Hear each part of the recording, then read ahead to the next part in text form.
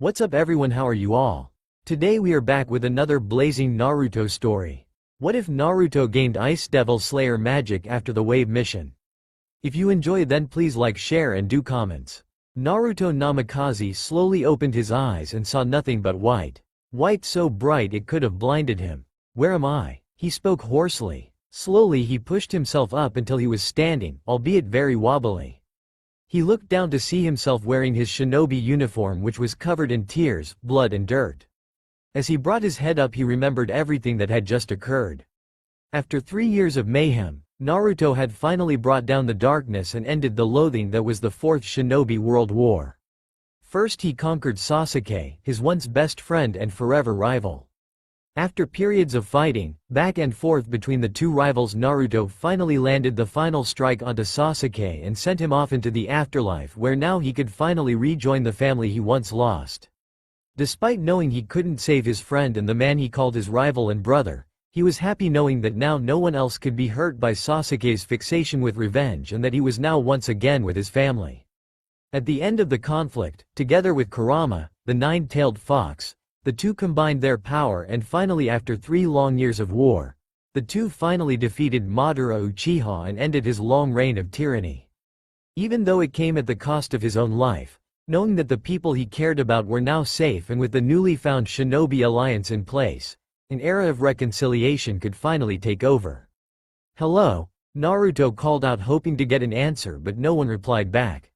"Where am I?" he contemplated. "Am I lifeless?" "Yes, you are," said a voice said behind him. He quickly turned and looked behind him to see a gorgeous woman with long raven black hair, rich pink eyes and had creamy-colored skin. She was robed in what looked like a white traditional kimono. The female looked at him with a warm smile before speaking. "I have always wanted to meet you, Naruto Namikaze. You have always been spoken of very highly and I wanted to see for myself what the hero of Shinobi was like," she said. "Who are you?" he asked with tranquility. "And where am I?" "Well, for your second question, you are in a dominion known as Purgatory. You're here because quite simply you're dead, like I said a second ago." "If I'm dead, then why am I not like in heaven? Did I do something wrong?" "No, not at all. You have done nothing wrong. In fact, there is a very extraordinary place in heaven just for you because of all the good accomplishments you have done in your life. I will explain shortly, but to answer your first question from before, my name is Kami." Naruto's eyes widened and his jaw hit the floor. "Why, you're Kami? You're the creator of everything." Kami chuckled at the expression on Naruto's face. "Yes, pretty much. Don't have a problem with that, do you?" she asked, raising her eyebrows. No, not at all. I never thought Kami would be such a sweetie," he spoke with honesty. "Well, thank you, Naruto," she said. "You're very cute. Most think I'm some kind of old man," she said, pouting. Naruto tittered before getting serious again. "So why am I here in Purgatory then if I'm deceased?" he asked. "That will be explained very soon. However, first there are some people here that would like to see you. I'm sure you would be delighted to see them." "Really, who?" he asked before he felt his hand gets gripped from behind. Whoever it was had very smooth and gentle hands and was very warm. A kind of warm-heartedness Naruto had only experienced once. It was a kind of affection that he could never forget. He slowly turned around and as soon as he saw who it was, tears came gushing out of his eyes and down his cheeks. Standing there in front of him was none other than his mother, Kushina Uzumaki. "Mom," he whispered. "Hello, precious," she said with a kind-hearted smile. It was an expression that only a mother could ever produce. The smile made Naruto's heart warm up. "Mom," he said again as he now wrapped his arms around her. He held her so close and as tight as he could. He thought that if he let go she would vanish. "SSSHH Naruto, it's okay, I'm here," she whispered into his ear. She slowly stroking his hair in a calming way only a mother could do. She made a swirl of peace and tranquility fall over him. Kami watched the exchange in front of her and smiled. Nothing could be any more beautiful than the reunion between mother and son. "I've missed you so much," he said through his tears. "And I you," she said. "I love you so much, my baby boy." Hearing his mom say she loved him made Naruto smile the biggest smile he could muster. Not a fake smile like he used to wear when he was younger, but a true smile full of love and happiness. "Now," she said, putting him at arm's length. "Let me get a good look at you," she said merrily. She stared at Naruto for a good minute in silence. "Oh, my baby is so fetching," she suddenly said, hugging her son again, earning a chuckle from both Naruto and Kami. Well, he is our son, did you expect anything less, came a voice. Naruto looked over and saw his father Minato Namikaze standing there smiling proudly at him. Dad, Naruto said as ran over to his father and tackled him into a hug which knocked the two down onto the ground. This made everyone chuckle at the excited Naruto as he now had his parents standing by his side. Standing up again, Minato looked at Naruto and saw how much he had grown. You've made me very proud, my son, Minato said, placing his hand on top of Naruto's head. I always knew you were destined for great things. You stayed true to your word, Naruto, and finally managed to bring about a world of harmony. Something most thought could never be done.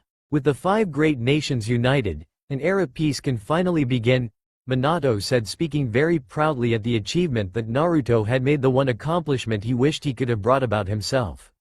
You've made all of us very proud, Naruto. It's hard to believe you are that little knucklehead who used to paint the Hokage monument in that horrid bright orange jumpsuit, Kushina said, beaming with pride at her son. Whoa, don't knock the color orange, Naruto said with mock hurt.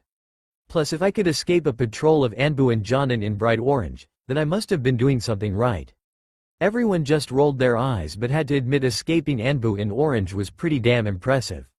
Now Naruto, it's time for me to explain why you're here, Kami said, now approaching the group.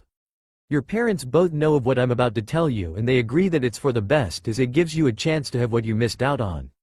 Naruto looked inquisitively at her before nodding. Naruto, unlike most, you have had to go through things that no one should ever gone through.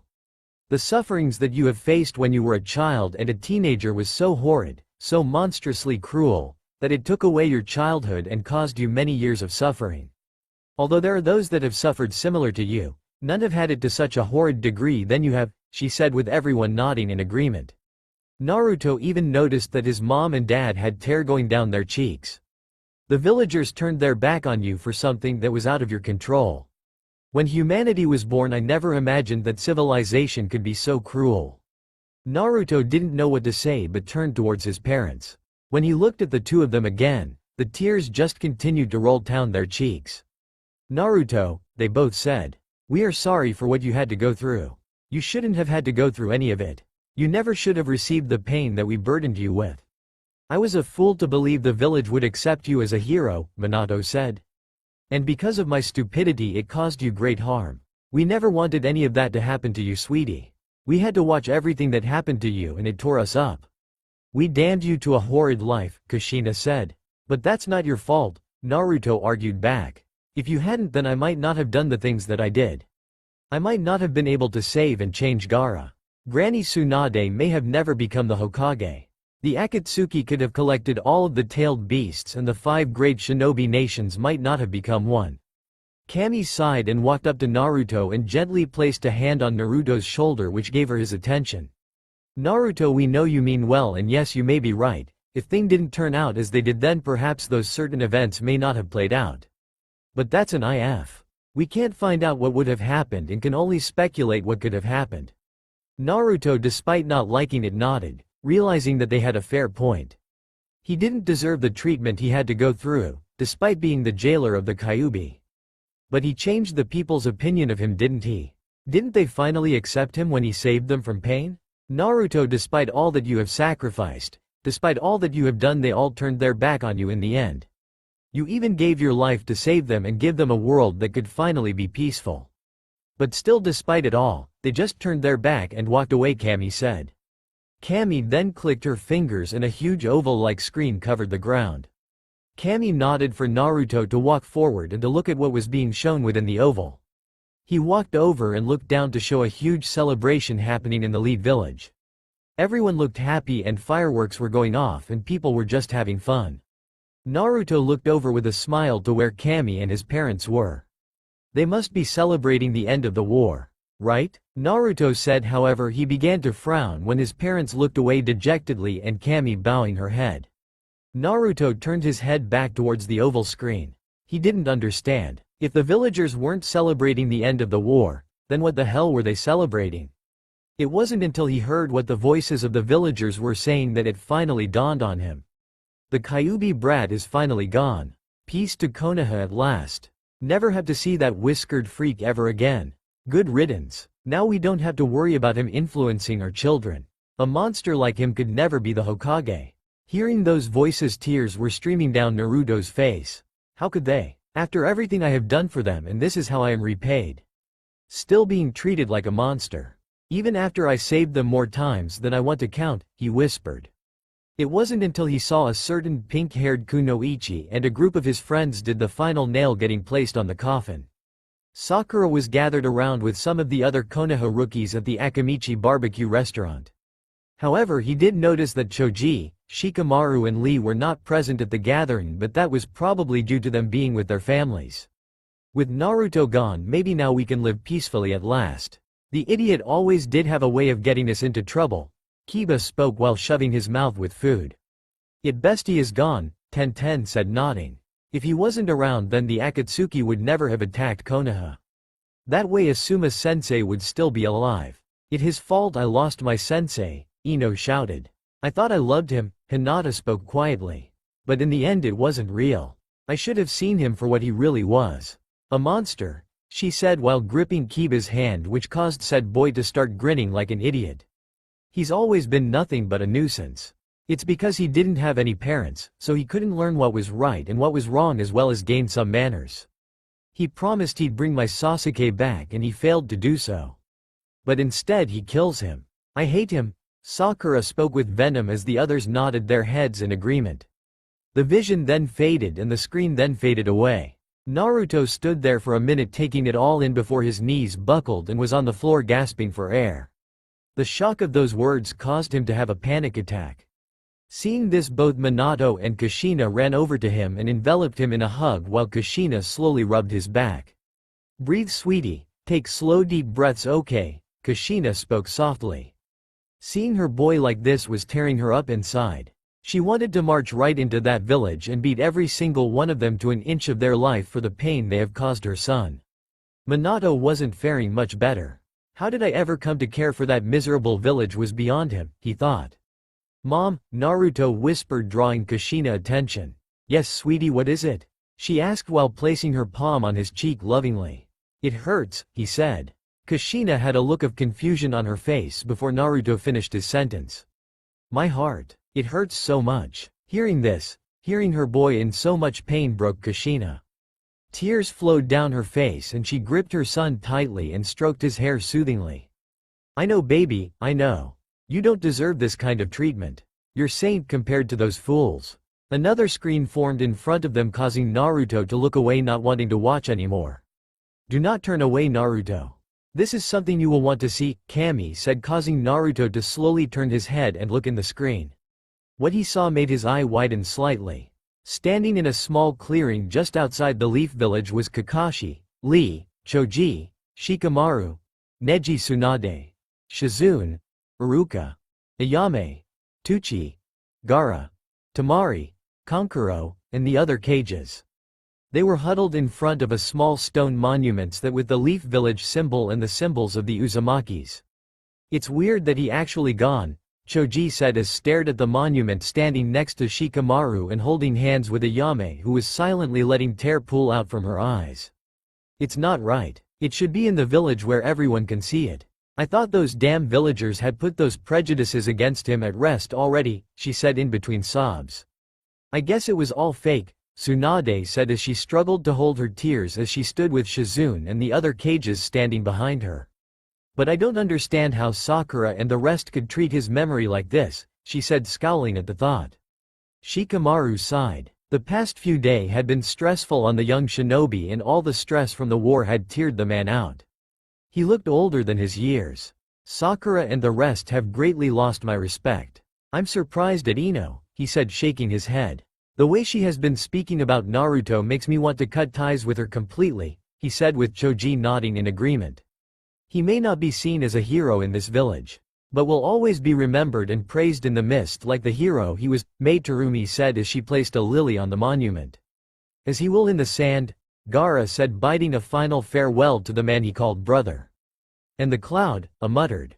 As will the rock, Onoki said as the two placed the flowers down. His flames of youth will forever burn brightly.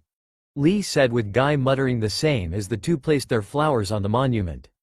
He created his own path and followed it all the way to the end, Neji said, doing the same as everyone else. Tamari then bent down on her knees, placed the flowers and then kissed her hands and pressed them against the monument. Thank you for everything you have done for our world and for my family, she said. I'll see you again one day in the afterlife, Kankuro said. But not too soon, I hope, he said, smiling slightly. Goodbye, little brother, Iruka said, letting his tears flow freely as Ayame and Tucci did the same. See you later, my friend, Shikamaru said as he let a few loose tears flow. You are the best ramen buddy in the world, Choji said, smiling. Kakashi then walked forward and placed down Naruto's now tattered lead headband. May you finally find peace in the afterlife, my greatest student, he said. The whole group bowed their heads and paid their respects to the world's greatest hero. The screen began to fade out as Naruto continued to let his emotions out while his parents still embraced him. There were some that cared. There were some that valued his life and saw him as their friend or family, and for him that was enough. As his mother and father comforted their son, Kami slowly walked over to where they were. When she was in front of Naruto, she got down on her knees and wrapped Naruto into a gentle hug. Naruto was skeptical at first and tensed a little, but after feeling how loving and warm feeling it was, he slowly embraced her. Naruto, listen to what I am about to tell you. I want you to remember it for the rest of your life.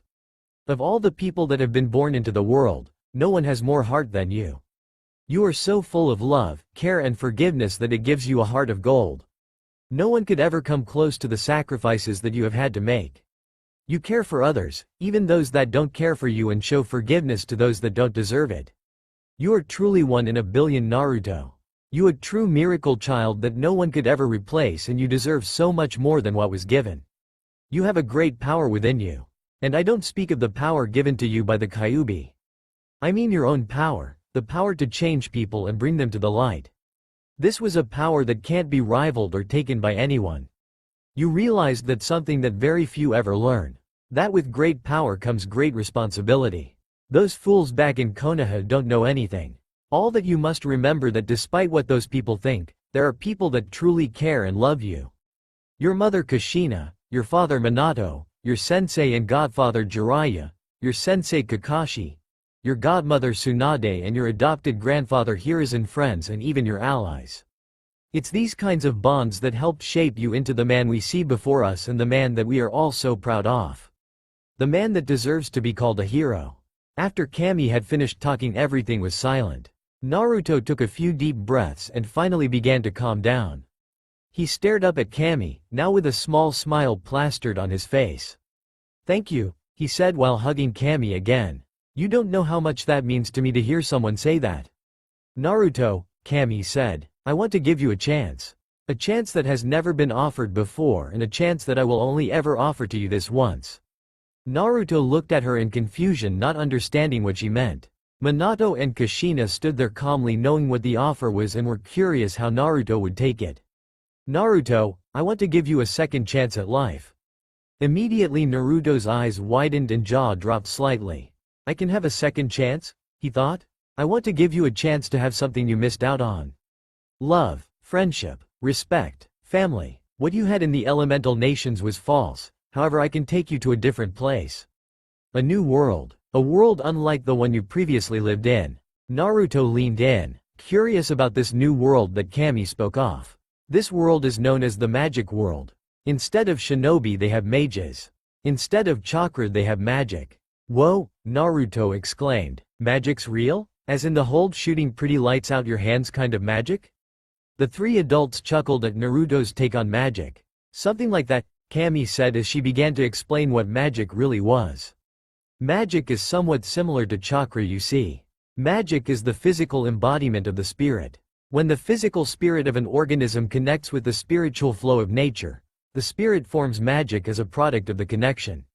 Only 10% of the world's population is able to use magic, which is noted to keep a balance between ordinary people and those with magic. It takes an enormous amount of concentration and mental ability to use magic. Magic users can learn multiple styles of magic, but it is noteworthy that many users have natural affinities for their own magic style. Naruto nodded, now having a better understanding of what magic was. So if I went to this world I would be able to use magic, he asked, which Cammy replied with a nod. Cool, but, he said, what about mom and dad? He said, grabbing their hands.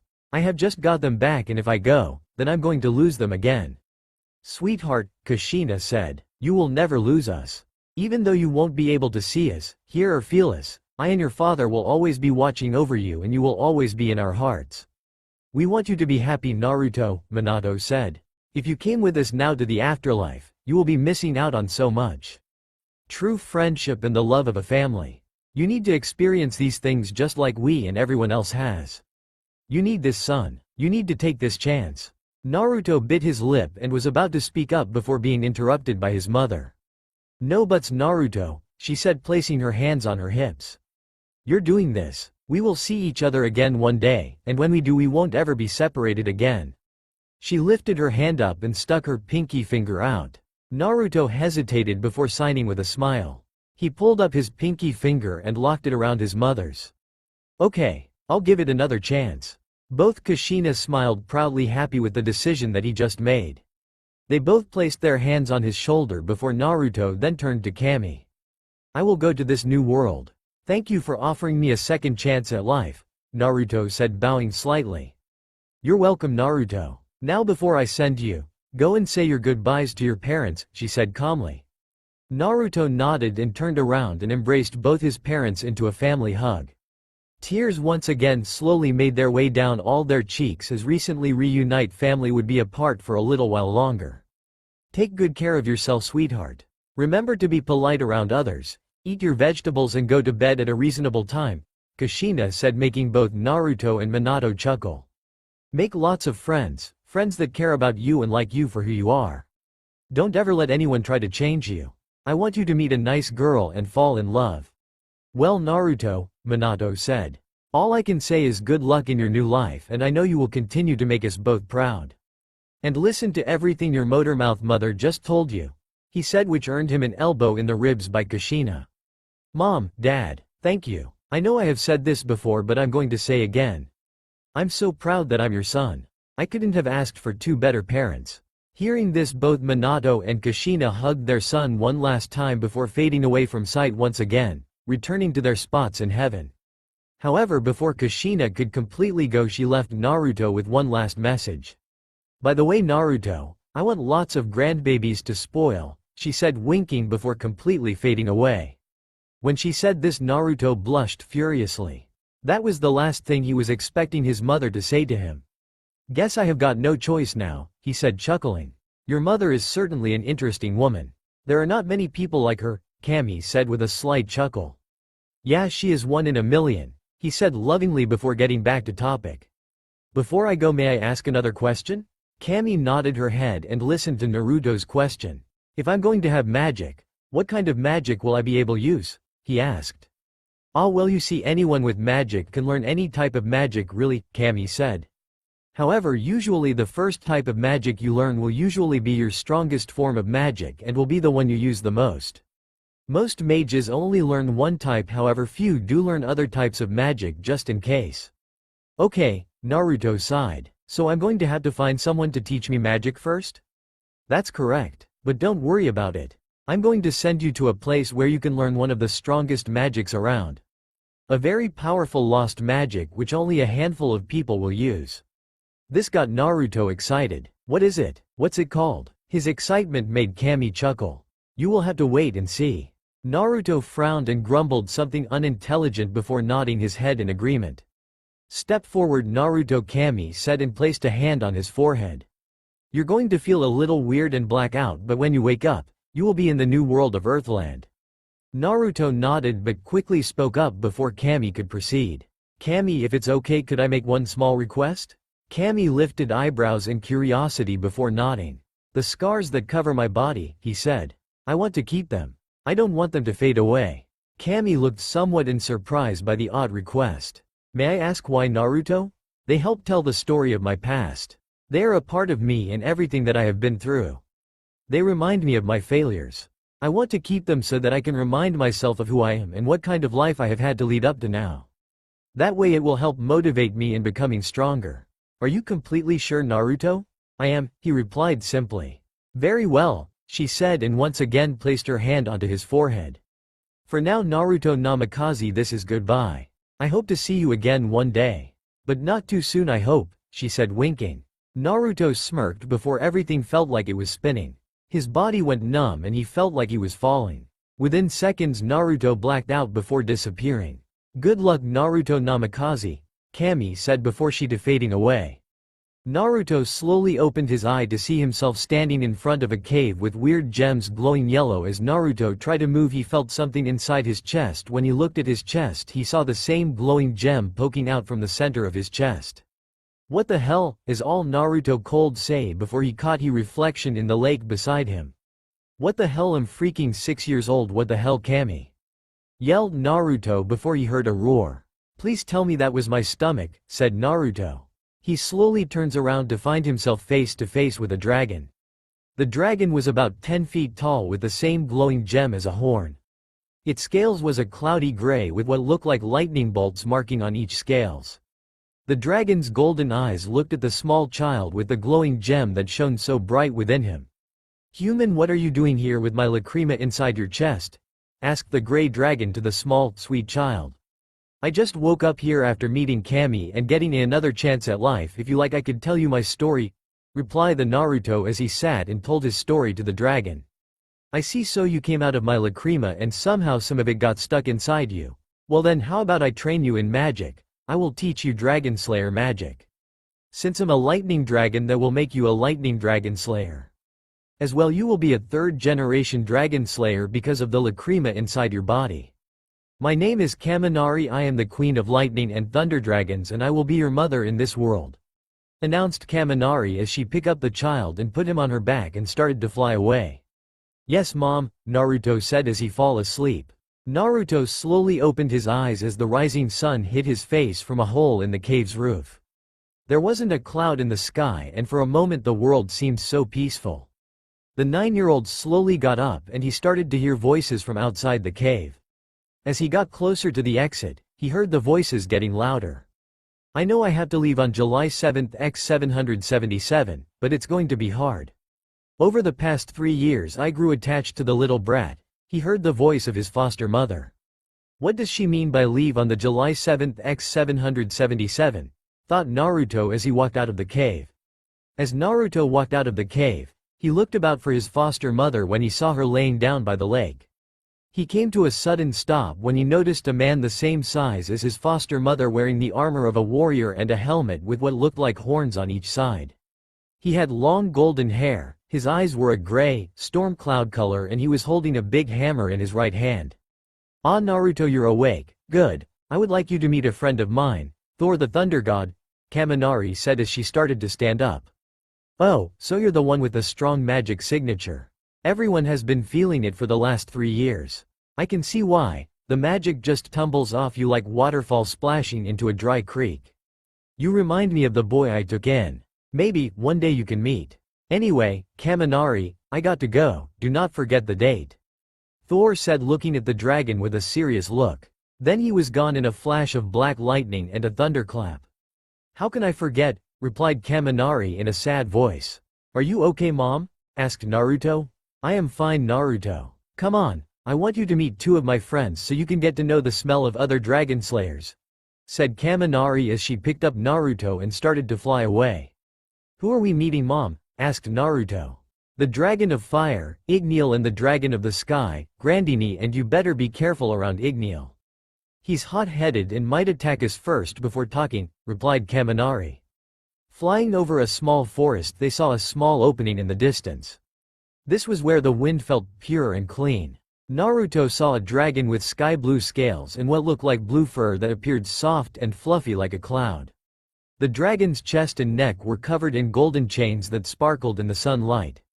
The dragon wings had snow-white feathers and much to Naruto's surprise, he noticed something on the dragon's back. With a closer look, it was a small infant girl, about 1 year old with deep blue hair. She seemed to be sleeping soundly and enjoying the carefree ride with her adopted mother. Ah, Kaminari, so good to see you my old friend. How's the old fool of a king doing? Well ex-king, since your brother took the crown, said Grandini as she set the small infant down on the ground. Yeah, he's fine, dying slowly. The old fool has been alive for too long, growled Kaminari as she landed and let Naruto down off her back. Oh, who is this little guy? He's got a lot of magic for someone his age, asked Grandini as she looked the child up and down. I'm Naruto. It's nice to meet you, replied Naruto as he bowed his head to the mighty dragon of the sky. I'll tell you his story, Grandini. Naruto, why don't you go and look around for a bit while Grandini and I catch up? Asked Kaminari as she sat down. Okay mom, call me if you need me, Naruto said as he ran off into the woods with excitement. Now, why not tell me how that boy has as much magic as a dragon, said Grandini in a serious voice. Very well, let me start from the beginning. This is his second time at life, began Kaminari. Elsewhere in the wood, Naruto was happily singing a song deep in the woods, until he came to a stop. When Naruto saw a young boy about his age with black and red hair. The black was as deep as the darkest night sky and the red was deeper than blood. He was clothed in a sleeveless shirt with the words, "Warrior till I die," on it. He also had a pair of baggy pants. His eyes were golden like the sun, which were so mesmerizing they would hypnotize anyone looking into them. Hello, and who might you be? My name is Naruto, he said as he walked towards the boy. Suddenly black lightning shot out of the boy's hand and hit Naruto right in the chest. I felt a strong magic signature that was as strong as mine, but all I found were two dragons, an infant and a child who has a lot of magical power. How disappointing that it looks like you can't use your magic to its full extent, the boy said as he started to walk away before he got hit in the head by a lightning bolt. Oh, why did you attack me, for you moron? Naruto yelled as he ran at the unknown kid. Lightning Dragon's rising fist. Naruto yelled as he hit the boy in the face, sending him flying into a nearby rock. Take that, you loser, but I'm not done yet. I have not mastered this attack, but oh well, Naruto said before he took in a big breath of air and a large magic seal with the face of a dragon appeared in front of him. Lightning Dragons. He brought his hands up, leaned back and shouted out an earth-rumbling shout. Roar. As he exhaled, a giant beam of lightning shot forward heading straight towards the young boy, a huge explosion causing both dragons to notice the fight. Who is Naruto fighting? Whoever it is has a magic signature that rivals his own, thought Kaminari. Do you think it could be a god slayer? I mean, the magic does feel like it, asked Grandini with worry in her voice as she looked at the small infant lying next to her. Let's check it out, said Kaminari as she and Grandini flew towards the fight. Though Grandini made sure to hold the small child next to her, carefully in her forepaw so as to protect the young girl during the flight. Back with Naruto and the unknown boy, Naruto was looking at where his roar hit the boy. He was hoping he did not kill him. Suddenly the lightning Naruto shot towards the boy, started to go inside the boy's mouth and he started to eat it. What, you can eat lightning too? Naruto said in disbelief at what he was seeing. Thank you for the meal, but now, it's my turn, said the boy as he took a deep breath, leaning back as he did so. Lightning God's bellow. As he exhaled, a giant beam of black lightning shot forward which aimed for Naruto, but a huge hammer came down from the sky and stopping the attack. That's enough, boy, roared the almighty Thor as he flew down, standing in front of Naruto. As Thor arrived, the two dragons arrived to see what happened. When they landed on a nearby mountain, they saw the dragon of fire, Igneal. There was a boy about Naruto's age that sat on his head with pink hair and dark-colored eyed. He must have been watching the fight. Thor, what is the meaning of your student attacking my son? Roared Kaminari as sparks started to fly around her. She flew to Naruto, checking if he was okay. I do apologize for my student, he was coming to meet me at the Thunder Temple when he must have felt Naruto's magic signature. Thor replied as he picked up the young black and red-headed boy in his hand. Next time we meet Dragon Slayer, we will find out whose magic is stronger. My God Slayer magic or your Dragon Slayer magic. Remember my name, it is Hikaru Stormrider. Until we meet again, Naruto, his voice echoed as Thor and him flew off to the temple. After a short time, Naruto got to meet Igneal and his son Natsu. Natsu had pink hair and was wearing dirty yellow shorts. Natsu had on a red top with golden buttons down the front of it, which was partly covered by a tanned sash. This was fastened securely around his waist. Natsu had a scarf around his neck. The scarf seemed to be made up of dragon scales, but it wasn't. It was special material to protect his neck from fire. Natsu asked to spar with Naruto, and as the two fought, the dragons talked about things within the dragon world. After what seemed like an age, they said goodbye to everyone and Naruto and Kaminari flew back to the cave. "Hey mom, can I show you a move I've been trying out?" asked a tired Naruto. "Sure Naruto. Let's go outside," replied Kaminari as she and Naruto went outside. "Okay mom, here I go," Naruto said as he took a deep breath, gathering magic into a ball in his throat. He started to fold it over and over again, making the ball bigger and bigger, then compressing it down, then folding again. As Naruto was doing this, a red energy construct started to form around his body. Kaminari saw what was happening. She rubbed her eyes in disbelief. She could have sworn she could see what looked like a fox with 9 tails beside the boy, guiding and assisting the boy. "What is that, and what is this energy? It feels like it doesn't belong to you Naruto. What is it?" thought Kaminari as she watched Naruto. Naruto took a deep breath, and as he did this, some of the red energy flew into his mouth and mixed with the magic spheroid that formed in his throat.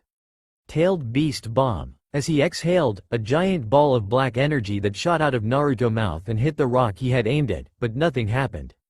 Seconds later, the rock started to be sucked into a small hole, and then a huge explosion occurred, blowing up not just the large rock, but the top half of the mountain. "Oops," Naruto said, rubbing the back of his head before passing out. That was Demon Slayer magic. That must have been the magic, inside the lacrima.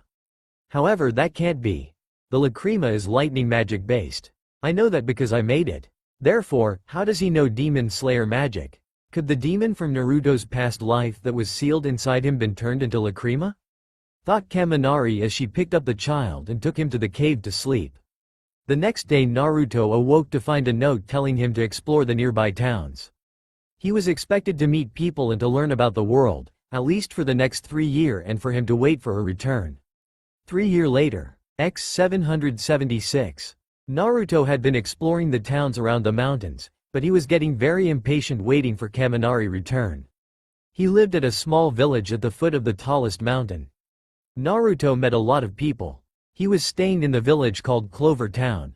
This was where he met an old man named Makarov. After many conversations, Naruto found out Makarov was a mage. He and Naruto were just chatting about some strange things that happened today. "So Gramps," Naruto said, earning a small chuckle from Makarov. Makarov was amazed at how comfortable the blonde boy already was with him. "If you're a mage, do you belong to a guild?" Naruto asked, to which Makarov just nodded. "That I am Naruto. I am in fact the guild master of the greatest guild in all of Fury," Makarov said with pride, who was now standing up, with one leg on the table and his fist in the air. He was posing like a gallant warrior returning from battle. Now it was Naruto's turn to be shocked. Holy crap, he's a guild master. That means he has to be really strong, Naruto thought while trying to now not to laugh. When Rina, who was the owner of the inn they was staying at, popped her head through the door, she told Makarov to stop acting the chav and then ranted at him for what seemed like an age and in the process, scolded him. "Wow, a guild master, that's pretty cool," Naruto said with a smile. "What's the guild called?" Makarov sat back down and answered, "Fairy Tail." Naruto tapped his chin with his finger and strikes a thinking pose. Fairy Tail huh? Can't say I have heard that guild. What, you have never heard of Fairy Tail? The master shouted in shock.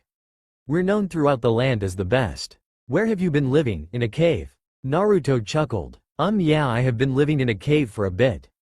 Sorry Gramps, but this is the first I have heard of Fairy Tail before. Makarov regained his composure as he let the shock pass by and began to tell Naruto all about Fairy Tail. As Makarov explained, Naruto couldn't help but lean in.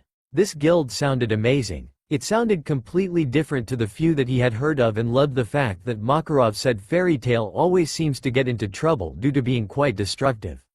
Sounds like it's right up my alley, Naruto chuckled to himself.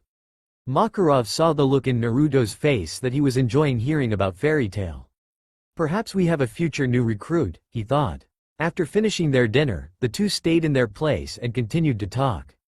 Naruto was eager to learn as much as he could from Makarov and had a genuine interest in Fairy Tail. Hey Gramps, if you don't mind me asking, how come you're in Clover Town instead of being at your guild? Naruto asked. Well, you see Naruto, I had to attend the regular guild masters meeting this week. Naruto nodded, being happy he asked those questions earlier in front of the meeting house. We just finished up this morning and I decided to stay a few more days in Clover Town. I'll be going back to the guild at the end of the week. It's in good hands. Guild Arts is in for a few weeks so it will be fine. Naruto recalled Guild Arts from Makarov explaining Fairy Tail earlier. The apparent strongest mage in Fairy Tail and one of the strongest around. The man that could supposedly bring down an entire building with a flick of his wrist. I wouldn't mind testing my strength against him one day, he thought. What are you thinking? Makarov asked curiously at Naruto. Naruto looked at Makarov and stifled a chuckle. I was just thinking I'd like to test my strength against this Guildarts guy you were talking about. He sounds like a great opponent. Oh, trust me my boy, you wouldn't want to fight Guildarts. He could crush you. And I mean that literally. He sometimes lets slip his control over his crash magic and it has devastating effects. Wow, Naruto said whistling. That's quite the power. Makarov just nodded. You know, you never mentioned what magic it is you possess, Makarov said. He was genuinely curious about the boy's magic. If he really was being taught by a dragon then it must be quite something. Well, I use a form of lost magic, he said, surprising Makarov. It's called Dragon Slayer magic. It allows the users to transform the physiology of their body into those of a dragon. As a result of this, those with Dragon Slayer abilities are able to change their body to their own element in both offensive and defensive styles. They can consume external sources of their natural element to replenish their own energy. Plus the senses, like smell and hearing, is heightened. From what I'm told, those who wield this kind of magic are known as Dragon Slayers. This boy, Makarov thought. To have such a magic is incredible. The power of these Dragon Slayers is truly amazing. To have the power of a dragon really is fearsome and very deadly. He could become one of the strongest Fury has ever seen if he fully masters this magic. Wow, Makarov said, that is quite the magic. You said change their body to their own element. Which element magic is it you wield with the Dragon Slayer magic? Ah, Naruto said, my Dragon Slayer element is lightning. Hearing this, Makarov couldn't help but let out a small shiver. Lightning is a very powerful form of magic and is one of the stronger elemental magics. Dragon Slayer magic sounds powerful. But to be a Dragon Slayer of lightning is truly frightening, Makarov thought. Naruto let out a small chuckle. Pretty cool, huh? He said, to which Makarov just chuckled along with him. The next day Naruto said goodbye to Makarov and started to walk to the next town. However, he did not know that a meeting of fate await him later that day. The Tower of Heaven and the awakening of the demon Dragon Slayer. Naruto steadily walked down the road onto the mountain ridge where his dragon was waiting for him. On the way down the rickety road, he saw a small town burning. The flames were golden yellow mixed with deep ruby red. The flames were growing as the fire raged on. What's going on over there? He asked himself as he walked toward the town. Naruto ran to the town to see if he could help. Secretly, he wanted to be a hero amongst the girls. He stopped to catch his breath and daydreamed as he thought of all the town girls in very short skirts and skimpy tops worshipping him and acknowledging him the hero of the day. The strong smell of burning soon brought him to his senses and he mopped the dribble from his mouth and continued on his way. After a short walk, he saw a boy about the same age that he was. He had brown hair and his t-shirt was torn, tattered and black with dirt. His pants were ripped along the back and at the knees. The original color was meant to be blue but now they were a brown-black color. Through the torn bits, Naruto could see cuts and bruises that the boy had suffered. He looked like he had been beaten by a group of savages. Are you okay? What happened? Naruto asked the boy with deep concern. No, some men came into our town and attacked everyone. They have taken some of my friends. The boy cried as he fell to his knees with exhaustion. Stay here, I will try to save your friends, Naruto replied to the boy. Naruto started to run towards the town, thinking to himself he really had to have a plan. However, nothing came to mind. He soon found himself at the gates of the town, suddenly feeling a little scared, but fired up to save someone so he could be a hero. The town, due to the fact that it was burning, was so hot. Naruto could hardly see through the smoke.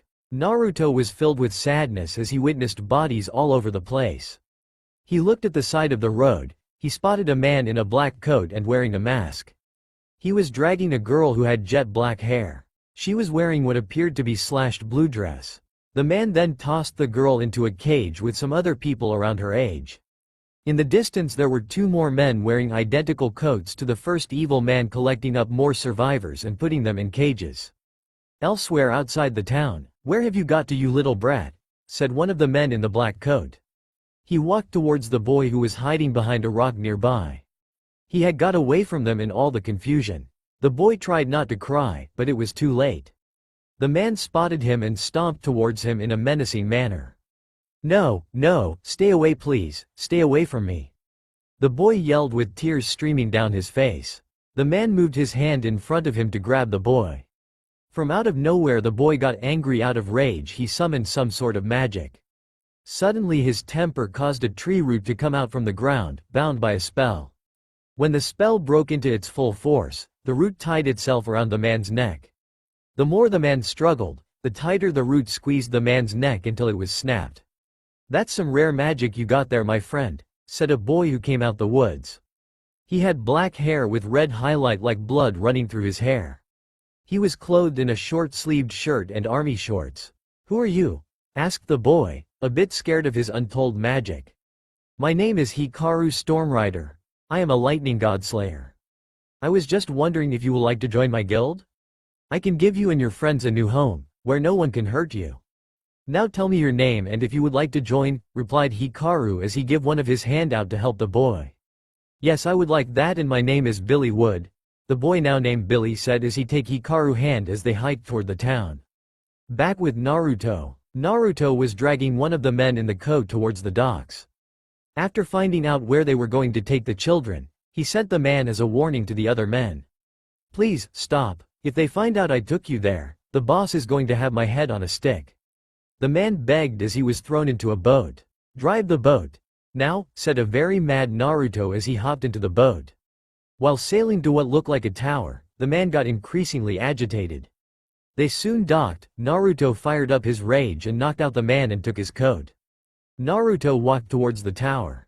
When he got to the courtyard, he saw a sight that made his blood boil to the point of explosion. He saw children as slaves, and as he followed the new intake of slaves, he caught a glimpse of a cell full of them. Naruto instantly recognized them as slaves because they were all dressed in old sacks that were tied up on shoulders. One of the slaves had shaggy, jet black hair. It was obvious it hadn't been brushed for weeks. Naruto overheard his name to be Simon. He had stern-looking brown eyes. He had a permanent frown which made him mean-looking. The second child slave had uneven blonde hair, tears rolling down his face. At the back of the cell Naruto noticed an old man only known as Rob. He was old in age with long, white hair. He was full of wisdom with the strong magical power of fire. He was the strong silent type that hid his feelings behind his long beard and hair. The last one was a girl about the same age as the other children.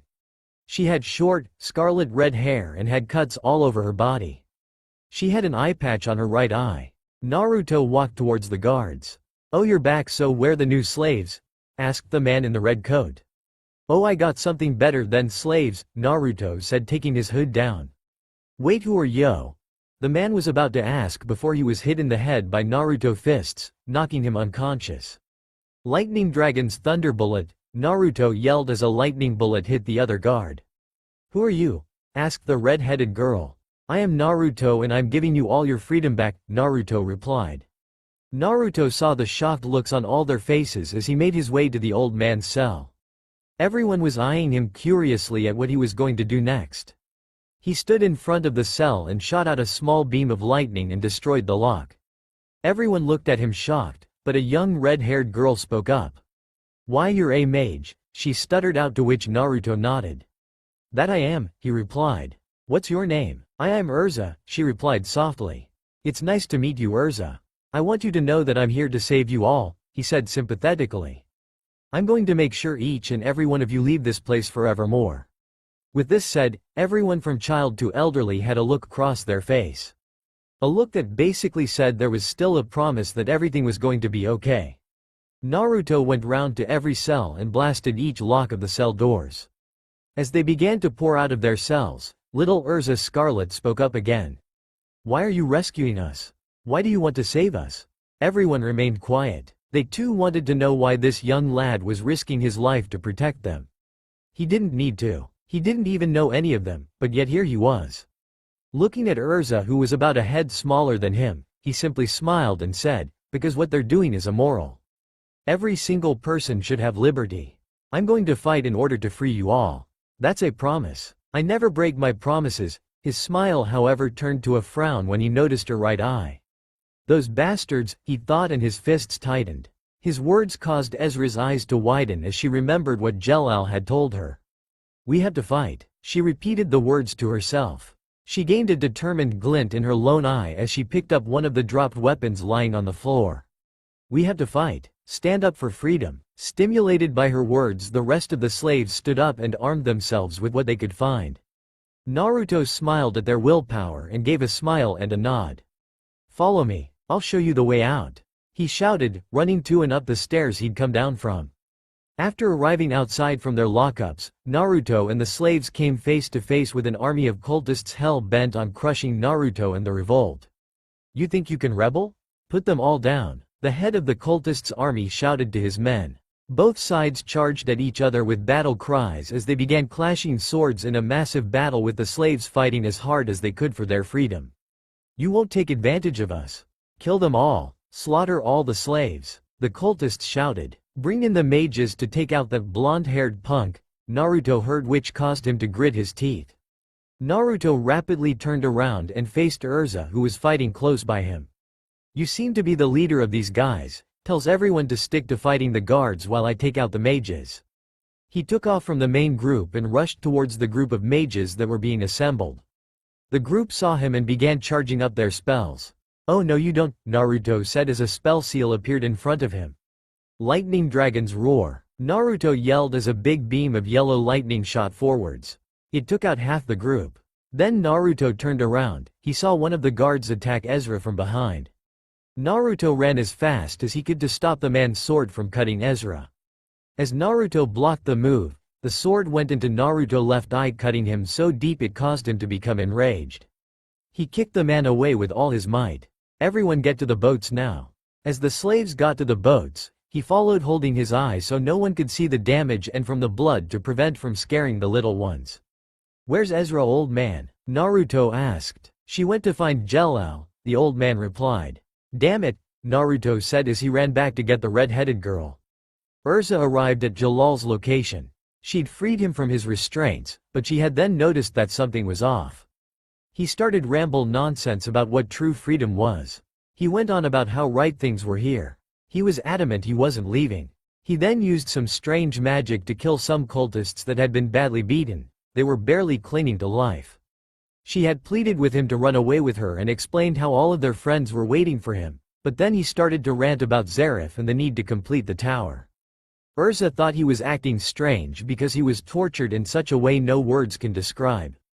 Urza announced that they were leaving. That was when Jelal turned on her. Urza never saw him act in such a vicious manner. He lifted his hand and released a blast of magic, sending her crashing through a wall. Before she landed on the floor, she seemed to skid along the ground. She rolled over onto her stomach, groaning in pain. She looked at her friend who'd gone crazy. "I don't need you anymore. As a reward for getting rid of those nuisances, I won't kill you. You can go and find your fleeting freedom." He sneered at her, a look that didn't suit an 11-year-old. "Jelal," she gasped out, feebly grasping at her throat. "Please don't do this. Put her down." A voice rang out through the room. Both Jelal and Urza looked over to see Naruto standing in the doorway, glaring at the blue-haired boy in front of him. "Who the hell are you? What are you doing here?" Jelal demanded. "Me? Well, I'm Naruto Namikaze. What I'm doing here? Well, that's pretty easy. I'm freeing all the slaves." Magic energy erupted out of Naruto as lightning crackled around his hands. He quickly thunder dashed in front of Jelal and pushed him away from Urza, sending him across the room with a crash. Before anything else could happen, a rumble shook the tower as everyone began to struggle to get their footing. "Damn," Naruto thought. "This place is coming down. All the fighting must have made this place unstable." Naruto quickly turned to Urza and jogging up to her as the building began to collapse behind him. As he leaned down to pick her up, he found that she was still conscious and breathing. "Thank you," she mouthed before passing out on his back. He smiled before running back out the way he came in as the tower began to collapse behind him. Before he left, he looked to where the blue-haired boy was but found he had disappeared and there was no trace of him. As soon as Naruto began to climb onto one of the ships, he passed Urza over to Rob. "I'm going back to see if we got everyone. I will be back in 10 minutes, Naruto said as he ran back toward the tower. When Naruto got to tower, he confirmed every room. 5 minutes later he came to the last room and he opened the door and saw a sight that was inhuman. He saw bodies upon bodies with eyes and limbs missing. Naruto fell to his knees with shock. When some guards surrounded Naruto, his head was down out of respect for the loss of life. "How could you do that to all these children?" asked Naruto with a voice full of rage. "Well, they tried escaping, so we had to teach them a lesson," the main leader laughed. "Grrrrrraaggghhhh," Naruto screamed as red energy shot out of Naruto's body and into the sky. It was like a pillar creating storm clouds. Thunder and lightning could be heard from the clouds. The guards could see the young boy's fingernails grow longer and harder, along with his toenails that grew at the same rate. His hair started to grow and become wilder. His teeth sharpened and looked like a pair of fangs, but what got everyone's attention was his right eye was no longer blue but now blood red with a slanted pupil, and his whisker marks darkened in color. Steam started to come out of his injured left eye. "What the hell is he?" asked one of the men. "I am going to kill you all," Naruto shouted as he opened his injured eye, showing everyone it was healing at an inhuman rate. As the red energy starting to take hold, a red mist formed wings and a tail shape upon him. Meanwhile in the sky, a large black dragon was flying in the sky. It seemed to be flying away from a destroyed city that it just wrecked. On its back was a silver hair girl. When the dragon abruptly stopped in mid-flight because it felt magic it assumed was long lost. This magic, it is Demon Slayer magic. A magic before the time of Zareth. But how is that possible? The dragon said to itself. The dragon noticed a young boy about the same age of the child on its back. Looks like that dragon slayer has finally unlocked his storm. Now nothing will stop him and Acknowledgia. How about I take that child off your hands? I mean, you are going to leave her on X777, right? So why not let her join the guild I am making? The young boy said as he looked the dragon in the eye, showing no fear. Sure thing, human. I was just going to kill the brat on X777 anyway. Why not let her live to get stronger? Maybe I might a decent fighter out of her yet, Acknowledgia said as he handed the child over. Back with Naruto. Stop him, do not let him destroy the tower, yelled one of the men as they summon up their spells. Tailed beast wind bullet, yelled Naruto as he shot out a big gust of wind from his mouth. Ahhhhhhhh, yelled the guards as they were thrown back into the wall with a thump. Naruto used the red mist wings to fly outside. He started to fly up and over the tower. I'm not going to let you go, yelled one of the dark mages. Earth make wall, yelled the mage, when a big wall of earth shot out the ground blocking Naruto's path. You think that will stop me? Naruto yelled. Tailed beast hellfire. Naruto shot a big ball of blood-red fire from his mouth, melting the wall of earth. Naruto flew high into the sky and summoned a spell seal. On top the spell seal was a one-tailed dog raccoon, to its right was a two-tailed cat. To the right of the cat was a three-tailed turtle. Following the turtle, there was a four-tailed ape. After the ape there was a five-tailed horse. After that horse was a six-tailed slug. Next to the slug was a one-tailed horned beetle with 6 wings attached to its tail. Succeeding the horned beetle was an 8-tailed ox with octopus tentacles for tails, and next to that, to the left of the dog raccoon, was a 9-tailed fox, and in the center of spell seal was what looked like a 10-tailed monster as raw magic was being sucked into the seal, making a small ball. Tailed beast devastation, yelled Naruto as the ball of raw magic dropped from the spell seal and hit the island slowly. The island was consumed by a bright light. When the light had died down there was nothing left but an abyss where the island used to stand. He saw the young blue hair boy being talked away by a man in an eye patch. Naruto saw the boat with Rob in it and fly to it. When he flew over the boat, the red mist that formed the wings and tails vanished. Naruto descended with speed heading for the boat, and with that he passed out and collapsed into the boat. Naruto woke up to find himself lying on something soft. He opened his eyes and stared up at the star-filled sky. Oh, what happened? Naruto groaned as he slowly began to sit up. When he noticed something next to him, he looked over to see Urza huddled next to him peacefully sleeping. She has been like that ever since she found out that you passed out. She didn't want to leave you, a voice said softly. He looked over to see the old man Rob walk over to him. He sat down beside them. How are you feeling? He asked with great concern. Not too bad, I'm little sore and tired, replied Naruto as he rubbed his head.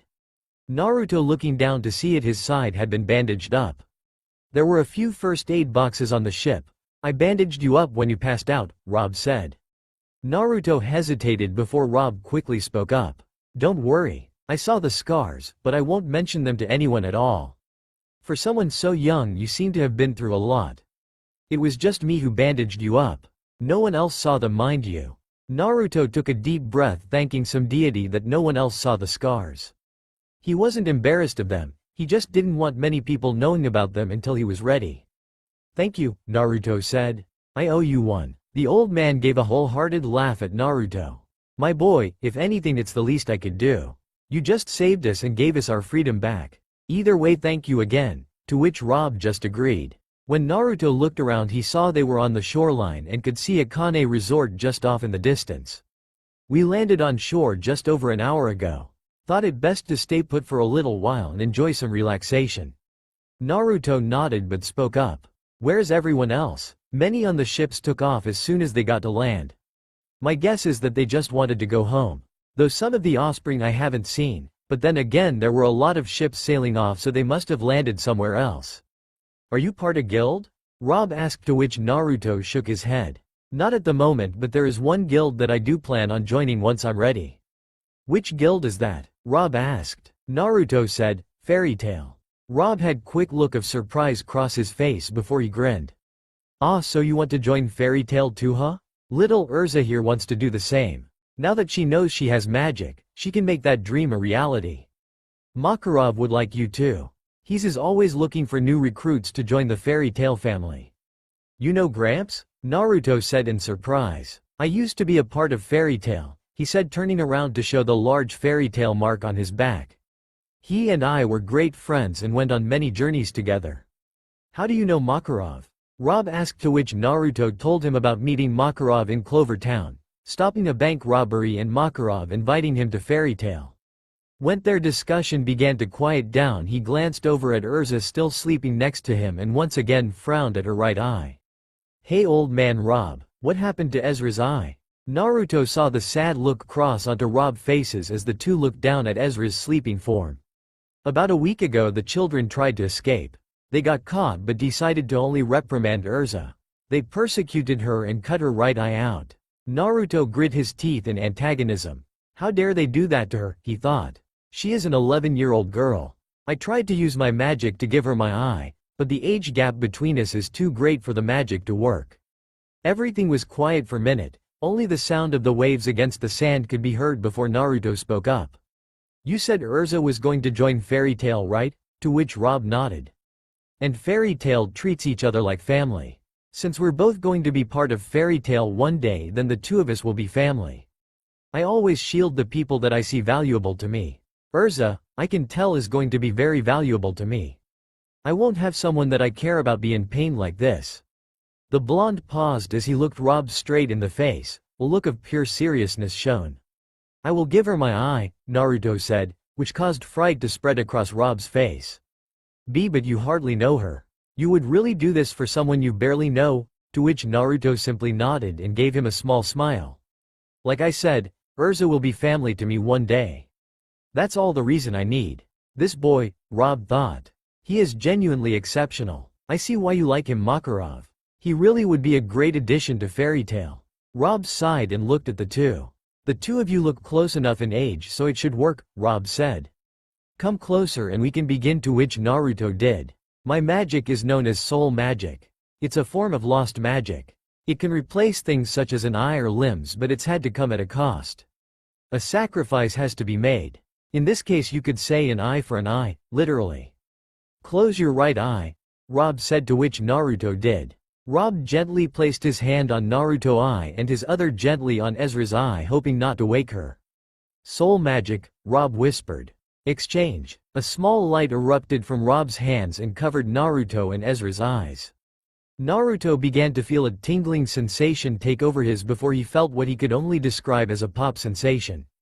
Like his eye just disappeared. He looked down at Urza and slowly saw something beginning to form in her empty eye socket.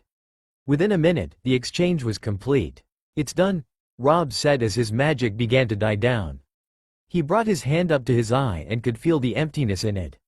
Naruto tore some cloth from his shirt and wrapped it around his head, covering his right eye. Naruto took a deep breath before standing up. "It's time I left. I have to get back to Clover Town. My sensei will be arriving there in a few days. Do its best I get going now." Rob nodded and gave his thanks to Naruto again. "Are you going to say goodbye to Urza?" To which Naruto shook his head. "Let her sleep. It's been a long day. Just tell her that I will see her again one day in Fairy Tail," to which Rob nodded. Naruto turned and began to walk away and step onto the path away from the beach. However, before he could go any further he heard rapid footsteps coming from behind him. Naruto turned around to see Urza, now awake, running towards him and crash right into him, wrapping her arms around him. "Please don't go. I don't want to be abandoned," she cried. "You're not going to be alone, Urza. You want to join Fairy Tail, right?" he asked, to which she nodded into his chest. "Well then, from what I have been told, Fairy Tail is a great place and you will make great friends there." But you won't be there," she said. "Yes, but I got something to do first. I will be at Fairy Tail in a week. Hopefully I see you then, okay Ezra?" Naruto said to Urza as she let go of him. "Okay, but you better be there so you can help me get stronger," replied Urza. "Yeah, okay, I promise you'll see me then. I never break my promises," as Naruto walked away. "You better. My hero," Urza replied as she and Rob walked to the train. 2 days later at the mountain. "Hi Mom. I am back," Naruto said as he walked up to the dragon. "Naruto, so good to see you. What happened to your eyes?" asked Kaminari with shock and surprise at seeing her only child with optical injuries. "I gave my left one to a girl named Ezra and my right one was cut out and then healed by my demon magic," replied Naruto. "Naruto, look in the lake," said Kaminari. Naruto looked into the lake and he saw that his right eye was red with a slanted pupil. "What the hell?" Naruto said as he looked closer at his eye in the water. "Look like your demon slayer magic gave you a whole new eye," said Kaminari. "Mom, can you give me a new eye please?" Naruto is looking at the dragon. "Sure, my old man left me his eye as a memento. He died a year ago, but I'm going to seal most of your magic since the eye might drain you of your magic at first when you begin using it," replied Kaminari as she took out a small jar with a golden dragon's eye. After implanting the eye into Naruto and sealing his magic off, Naruto went to Fairy Tail where he saw Urza and Makarov after a week. Naruto was asked by Makarov to go find a dragon slayer named Natsu and he said yes and he went off. At the same time at the Magic Council. "So, is it done?" asked a young boy with brown hair and green eyes who stood in wooden armor. "Yeah, Holy Tail is now a light guild," said a red and black-headed boy. He was clothed in ripped blue jeans and sleeveless shirt with a long coat with the word First Master. On his right arm were 2 deep golden swirls coming together to form an eye of a storm. "About time, Shadow, I always said we should be a light guild," said a young silver-haired girl. She had sky-blue eyes and was wearing gothic clothes. "Let's go to introduce ourselves to Fairy Tail Lilith, Billy," said the red and black-headed boy. "Yes, Master Hikaru," replied Billy and Lilith. It had been a year since Naruto joined Fairy Tail. Over the course year, he met all sorts of people. A 13-year-old Naruto was looking at the request board. It was 2 weeks before his birthday. He looked around the guild and saw all the people that had become his family. Sitting at a table near the bar was Kana Alberona, a brown-haired girl who was wearing an orange dress. She had brown eyes and she was playing cards. Next to her was Levi Magarden, a cute little girl who had blue hair and hazel eyes. She was wearing a red and yellow top with a black skirt and she was talking to Lasana, a girl with silver hair and deep blue eyes. She was wearing a light pink dress. Next to her was her big brother Elfman. He had the same silver hair and had blue eyes and he was wearing a blue suit. On the next table were 2 people he met on his 3-year travel, and Gray. The boy who was with them joined a guild saying he will become stronger than both of them. Had dark purple hair that went down to her neck. She was wearing a bright yellow top with blue jeans and a pair of black boots. Gray, who was sat by her, was wearing nothing but his shorts. He had black hair with deep black eyes. Flashback. Was standing in a pose with a crying Gray behind her telling her not to do it, and a knocked out boy with white hair. In front of her was a demon as big as a mountain. "I'm sorry Gray, please grow strong to protect that what is closest to your heart," said as she summoned up all the magic she could. But before she could use her spell, a young boy with blonde hair jumped at the demon. "Tailed beast's sonic boom," said Naruto as a shock wave hit the demon, knocking it back, tripping over a few buildings before crashing to the snow-covered ground. "I do not know what spell you were going to use, lady, but I could tell it would have killed you. I'll handle this." Blinked before she glared at the blonde before her. "And just why the hell should I let you take on Deliora? You're only a child. You get killed. Get out of there before you do get killed, and you'll be another one lost to this monstrosity." Yelled. Naruto turned to the older woman and grinned like a fox, his eyes turning from sapphire to crimson. His pupils became vertical slits, his whisker marks became darker, and his hair became wilder. "I think I can handle myself, lady. Beside." Naruto grinned as he showed off his sharpened canines that gave him a rather vulpine look. "I have magic that can slay demons," Naruto said before he ran at the demon. Deliora rose up and roared as it glared at Naruto. Tailed beast's acid touch. Red energy coated Naruto's hand, the energy forming into that of a large clawed hand which increased in size to that of Deliora's hand. The bubbling energy slammed into Deliora's chest, burning away at the demon's flesh, causing it to roar in pain. Naruto then took a deep breath and shot out a powerful bullet of compressed air. Tailed beast's wind bullet. The attack crashed against Deliora's chest and sent the demon stepping backwards. Deliora snarled as its flesh mended back together before it took a deep breath and released powerful beam of green energy. The snow suddenly rose up around Naruto, and the heat from Naruto's demon cloak melted the snow, an orb of water forming around Naruto. Tailed beast's water shield. He yelled as the shield took the attack head-on. The energy beam hit the shield and continued on past, in a straight line before the path the beam took erupted into an explosion of yellow flame. Naruto's water shield quickly evaporated from the flames, but his demon cloak protected him from being critically injured, but it still hurt like hell. The blonde soared through the air before Deliora raised its hand and slammed Naruto into the snow, an ear-shattering boom forming from the impact he made with it. Naruto quickly recovered and breathed out a column of red flame. Tailed beast's hellfire. He roared. The fires clashed with Deliora's energy beam and caused a large explosion. Naruto leapt through the smoke that formed from said explosion and cocked back his demon magic-coated fist. The fist expanded in size before Naruto slammed the fist straight against Deliora's face. The demon of Zareth had its head reeling backwards from the blow before Naruto clapped his hands together. Tailed beast's sonic boom. The sound wave shattered the sound barrier and slammed impacted with Zareth's demon. Deliora roared as it took the attack head-on before sending Naruto away with a slap of its hand. Naruto collided with multiple houses that were previously destroyed by the mighty demon before stopping at the bottom of a large snow mound. A deep trench of melted snow marked his path, and and Gray could only watch as the demon stalked towards the downed boy. "Gray, please tell me I'm not dreaming," said. "Master, I think you're not dreaming because that kid is fighting Deliora, and holding his own." Naruto leapt up from the snow with a mighty leap. Naruto fired a two-punch combo which had Deliora backpedaling. Naruto then lashed out with a blast of red flame and a wind bullet. Tailed beast's Omega Hellfire Storm. He cried out as the elements of wind and fire mixed to form an even more powerful attack. The storm of crimson flames washed over Deliora like a wave, and the demon roared with pain, rolling in the snow to try and douse the flames with melted snow. Naruto watched the soaking wet demon as he landed, the demon having managed to quell the fires before taking a deep breath. Naruto's magic took on that of the lightning element, and the lightning swirled into his jaws before condensing into a powerful sphere of electrical charge. Water conducts electricity. Time to fry some demon, Naruto thought as he let loose his attack. Tailed beast's lightning roar. The attack shot out of Naruto's mouth in the form of a yellow beam of lightning. The lightning sped forth and electrocuted the water-soaked demon, its body spasming as the muscles loosened and contracted multiple times. Naruto then called upon his demon cloak's ability to increase in size, and he increased the size of its hands and feet. He grabbed the demon around its neck and held it up before punching it in the stomach. Deliora flew high into the air before Naruto jumped after it. He punched the demon in the face and then twice in the chest.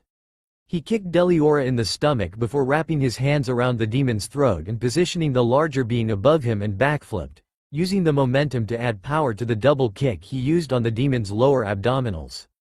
Deliora fell to the earth and Naruto fell after it.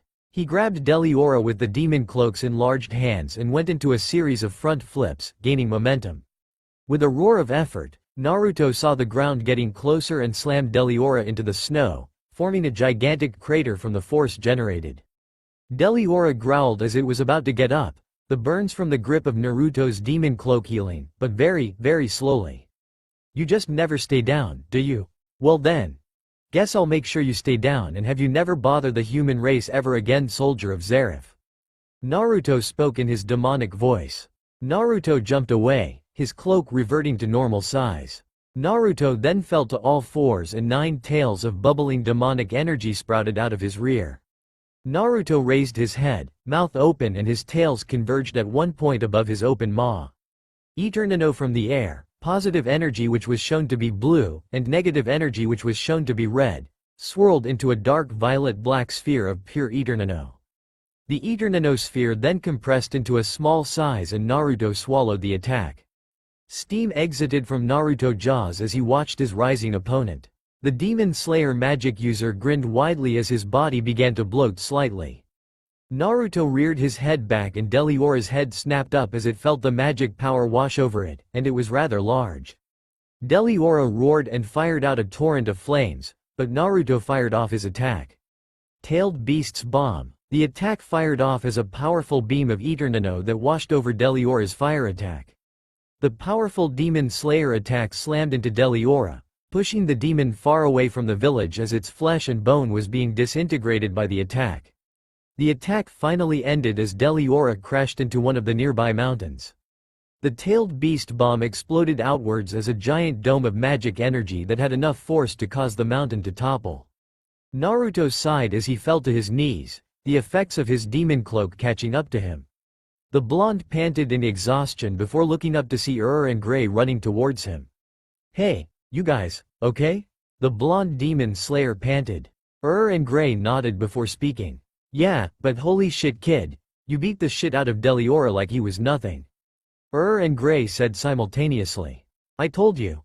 I have magic that slays demons. He replied as his regenerative abilities kicked and he was once again standing up on his 2 feet. Master, where do we go from here? Gray asked. Frowned at that. Was this your village? Naruto asked. And Gray nodded. Yeah, we actually live on the outskirts of the village, but Gray here. She gestured to her pupil, decided to try and take on the demon, Deliora, by himself, and so I had to come save him. My other student, Leon. She gestured to her unconscious pupil, came with me. Well, here's the thing. You see, I'm part of a mage guild and lady, if we had people like you and your students, it could become even better than what it already is. So, I would like to invite you to join my guild. Depends. What's this guild called? Fairy Tale. Blinked at that before chuckling. So old Makarov sent you here, huh? The blonde chuckled at that. Maybe, or I could have come here of my own accord to take down Deliora. Anyway, you don't have to decide now, take your time, but know that if you want to settle down, Fairy Tale's got your back. Nodded. I'll keep that in mind, thanks. Oh right, sorry, I never introduced myself. The name is Naruto Uzumaki, pleasure to meet you. Naruto extended his hand. Name's I've already introduced you to Gray and Leon.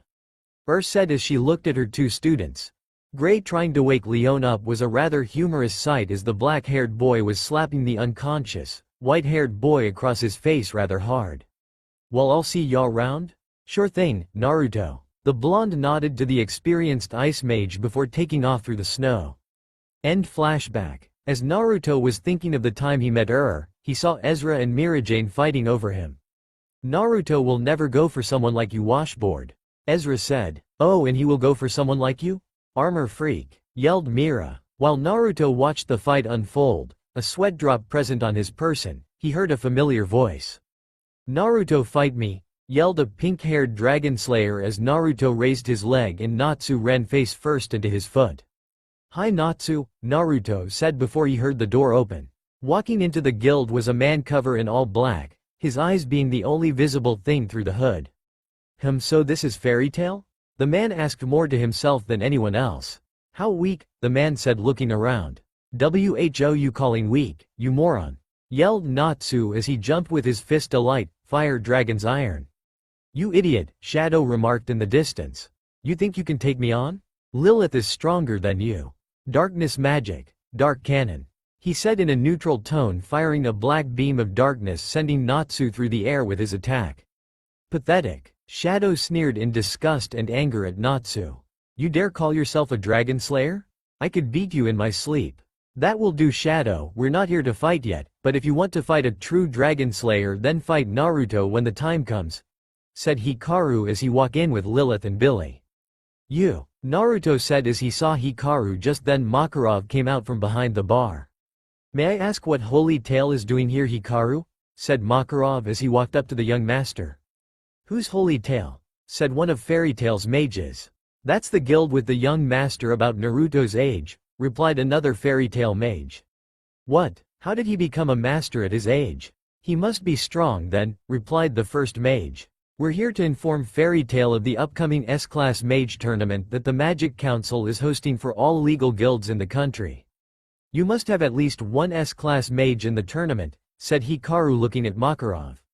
Well, there are two people I have been wanting to make S-Class," Makarov replied as he looked at the son of Thor. "Good, now tell me their names and I will tell you where and when the tournament is." Hikaru replied. "Our S-Class mage who will join will be and the people who I want to become S-Class are my grandson Laxus and the Dragon Slayer Naruto," Makarov told the young God Slayer. "Okay, here's the form. Just write the names you just told me and the form will be sent back to the Magic Council as proof of your entry." As Makarov did this, Hikaru continued speaking. "The tournament is 1 week from today and will take place in Era." As soon as he finished saying this, the paper Makarov wrote on vanished within a flash of light and a magic circle. "Alright, thank you for your time, Hikaru Dono," Makarov said. The Thunder God Slayer nodded and his guild walked out. "Oh, yes, before I forget." Hikaru turned and looked Naruto directly in his eyes, the blonde watching back with equal intensity. "Dragon Slayer of Lightning. I hope to fight you soon." Naruto nodded, a wide grin forming on his face. "We have a score to settle, Hikaru. I just hope you don't disappoint me." Naruto chuckled. Hikaru gave his own chuckle. Black lightning surged around Hikaru's hand, yellow and blue coating Naruto's as the two sized each other up before the Master of Holy Tail and his guild turned, the magic power spikes and the lightning dissipating. "See you all in a week." Hikaru and his guild exited the Fairy Tail building. A week later in Era, Naruto, and Laxus arrived at the stadium. When they entered the stadium they met Makarov waiting at Fairy Tail's box. In the stadium stood a man dressed in a tuxedo. In the boxes in the stadium they saw 3 guild boxes and 1 big box where the council were sat. Within the stadium was a large crowd of civilians who came to witness the spectacle of mages being crowned with the S-rank title. Within the guild boxes were a few other members of the guilds that chose to participate. "Can Fairy Tail's Naruto Uzumaki and Holy Tail's Billy Wood come down here please?" the man said as Naruto jumped from the box to the man, Billy doing the same. "Okay, the first match between Naruto and Billy begin," the man said as he moved away. "Wood magic. Deep forest," Billy said as a forest suddenly came out of the ground. Naruto looked around trying to find Billy, when a tree root shot at him cutting his cheek. So he's long range. If I can get him close to him and keep the fight in close combat, I can win, Naruto was thinking before he was caught in a ball of tree roots. "Wood magic. Root prison," Billy said as Naruto was locked in a root ball. Naruto started to feel his magic being forcibly removed from his body. Naruto gritted his teeth as he struggled to stay on his 2 feet within his confines. Naruto coated his hands with lightning magic and with a roar he went to make an exit, but before he made contact, the lightning magic was sucked from his hand making him punch the root prison's thorny surface with his flesh. His knuckles were bleeding slightly as a result. Damn, if I stay in here I will lose my entire magical power. The prison is too dense to use physical strength to get out, and if I try to use magic to get out, it will end up being absorbed by the prison. Looks like I have to use Grandpa's eye, Naruto said to himself as he gathered his magic into his dragon eye. His eye showed him where his magic was being absorbed from and where it was going. He saw light blue lights that were coming out his foots. He saw them going to a light blue human shape. There, Naruto said. He quickly concentrated his lightning magic into his hands, forming claws. Lightning Dragon's Voltage Claws. Naruto slashed at the area before his magic could be drained, and in an explosion of lightning, the root prison was now sporting a large hole in it. Naruto quickly jumped out, panting. Damn it, lost too much magic. Time for close combat, Naruto said as he watched his opponent. Billy's eyes widened as he saw Naruto stare at him, his rounded pupils becoming vertical slits. Naruto raced towards Billy, but the wood magic user quickly called forth his wooden puppets to defense. Tree roots of varying lengths and size rushed towards Naruto. Naruto quickly jumped atop one root and ran along its length, doing the same to avoid being hit while simultaneously moving closer and closer towards his opponent. 3 roots attacked simultaneously, but Naruto quickly grabbed onto one root and swung atop it before backflipping to avoid the second one. As he was in midair, the third root aimed to have him return to ground level, but Naruto quickly allowed gravity to take hold for a few seconds, avoiding the whip-like root before turning and grabbing onto it. The blonde dragon slayer then held on tightly as the root began to move wildly, trying to get Naruto off. Wait for it, now. Naruto thought as the root had been bent back in the exact opposite of Billy's direction. So when the root came back up, Naruto let go and he flew through the air, directly towards Billy. Billy quickly slammed his hands on the ground and a large hand made of roots formed into a fist and went to strike Naruto. Naruto cursed as he was struck by the fist, but Naruto managed to right himself in mid-air and rocket back towards Billy. The wood magic user was caught off guard as Naruto appeared in his face, head slamming into his diaphragm. Billy grasped his stomach, trying to gain the wind that was knocked out of his lungs, but Naruto denied him the opportunity as he punched Billy in the face multiple times before spinning, slamming a powerful roundhouse to his side. Billy rolled on the ground before Naruto appeared and grabbed his downed opponent. He held him up and planted a powerful, lightning-infused uppercut that caused Billy to enter a state of paralysis. Naruto leapt after his opponent, doing an upward sweeping kick, followed by another. Naruto then clasped his hands together and slammed them down on Billy's cranium, sending him rocketing to the ground. A crater formed from the force of the impact. Billy grunted as he called upon the might of the forest had made and sent a flurry of wooden fists towards Naruto. The blonde raised his right hand and summoned lightning into it. Lightning Dragon's Heavenward Halberd, Naruto said as he fashioned the lightning into the shape of a halberd. Naruto gave a grunt of effort as he threw the lightning-made weapon as hard as he could. The attack pierced through the wooden fists as if it were made of tissue paper. The heat generated by the powerful lightning bolt also caused the wooden fists to burst into flame, turning them into ash. Billy tried to move, but he used too much magic keeping the forest up along with his attacks, that alongside the fact that his paralysis by Naruto's lightning-infused attacks kept him down. Billy was hit right in the chest, causing a large explosion of lightning. The light died down to reveal the smoking form of one Billy Wood. The judge looked at Billy and back at Naruto, who was panting from exertion. "He'll be fine. I lowered the power enough to not kill him," Naruto wheezed. The judge nodded before raising his arm. "Winner, Naruto of Fairy Tail," said the judge as everyone in the stands and in Fairy Tail's box cheered before Naruto passed out. A few hours later, Naruto woke up and he looked at Makarov, who smiled at him. "You've been out for a good few hours, Naruto my boy. Lucky you won your match. The semifinals are about to start and you're up against Ichiya from Blue Pegasus," Makarov said as he walked over to him. "The people you wanted to fight were defeated. Bacchus from Quattro Cerberus lost to Ichiya from Blue Pegasus. Had defeated Karen Lilica from Blue Pegasus. But I'm sorry to say that Laxus lost to Lilith in a matter of minutes. That girl is stronger than she looks, and I'm sorry to say that was downed by her as well. So the only people left to fight are me, Ichiya and this Lilith girl?" Makarov nodded. Take down Ichiya and be careful Naruto when you move on to fight Lilith. She is much stronger than she looks, Makarov said as Naruto walked out to go to fight Ichiya. To say the fight against Ichiya was uneventful was an understatement though. Naruto had immediately done a lightning dragon's roar to which Ichiya had responded by taking a parfum that made his body similar to that of rubber, thus making him unable to conduct electricity. It was a smart move on the Blue Pegasus mage's part, but it was also stupid for due to him becoming rubber. His body weight had become much lighter, so when Naruto went IR for a kick, well, let's just say Ichiya was literally on cloud 9. Before falling back down in a very humorous fashion, the parfum wearing off just before he hit the ground. Thus, Naruto was declared the winner due to Ichiya now having broken bones. Mean, the orange-haired man groaned out in pain. Naruto and the audience sweat dropped at that. A small break was then given for Naruto to recuperate before his fight with Lilith began. Good luck, Naruto, Makarov told him. The blonde nodded to his master before stepping out onto the field where he met Lilith. Lilith was around Naruto's age, if not a bit older. She had long black hair that extended just past her shoulders. She wore a long-sleeved, black top and a black skirt which had blue flame-like marking adorning the hem of the skirt.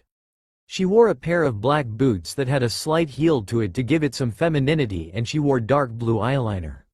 She was also a rather attractive girl with curves in the right places, at least that's what Naruto was thinking. Time for the final match.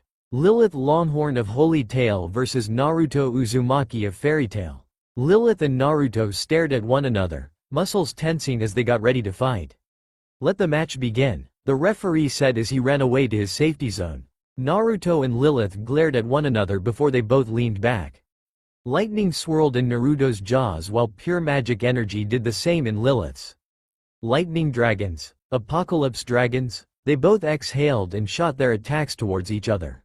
Roar! Both attacks clashed in an epic explosion of lightning and magic energy.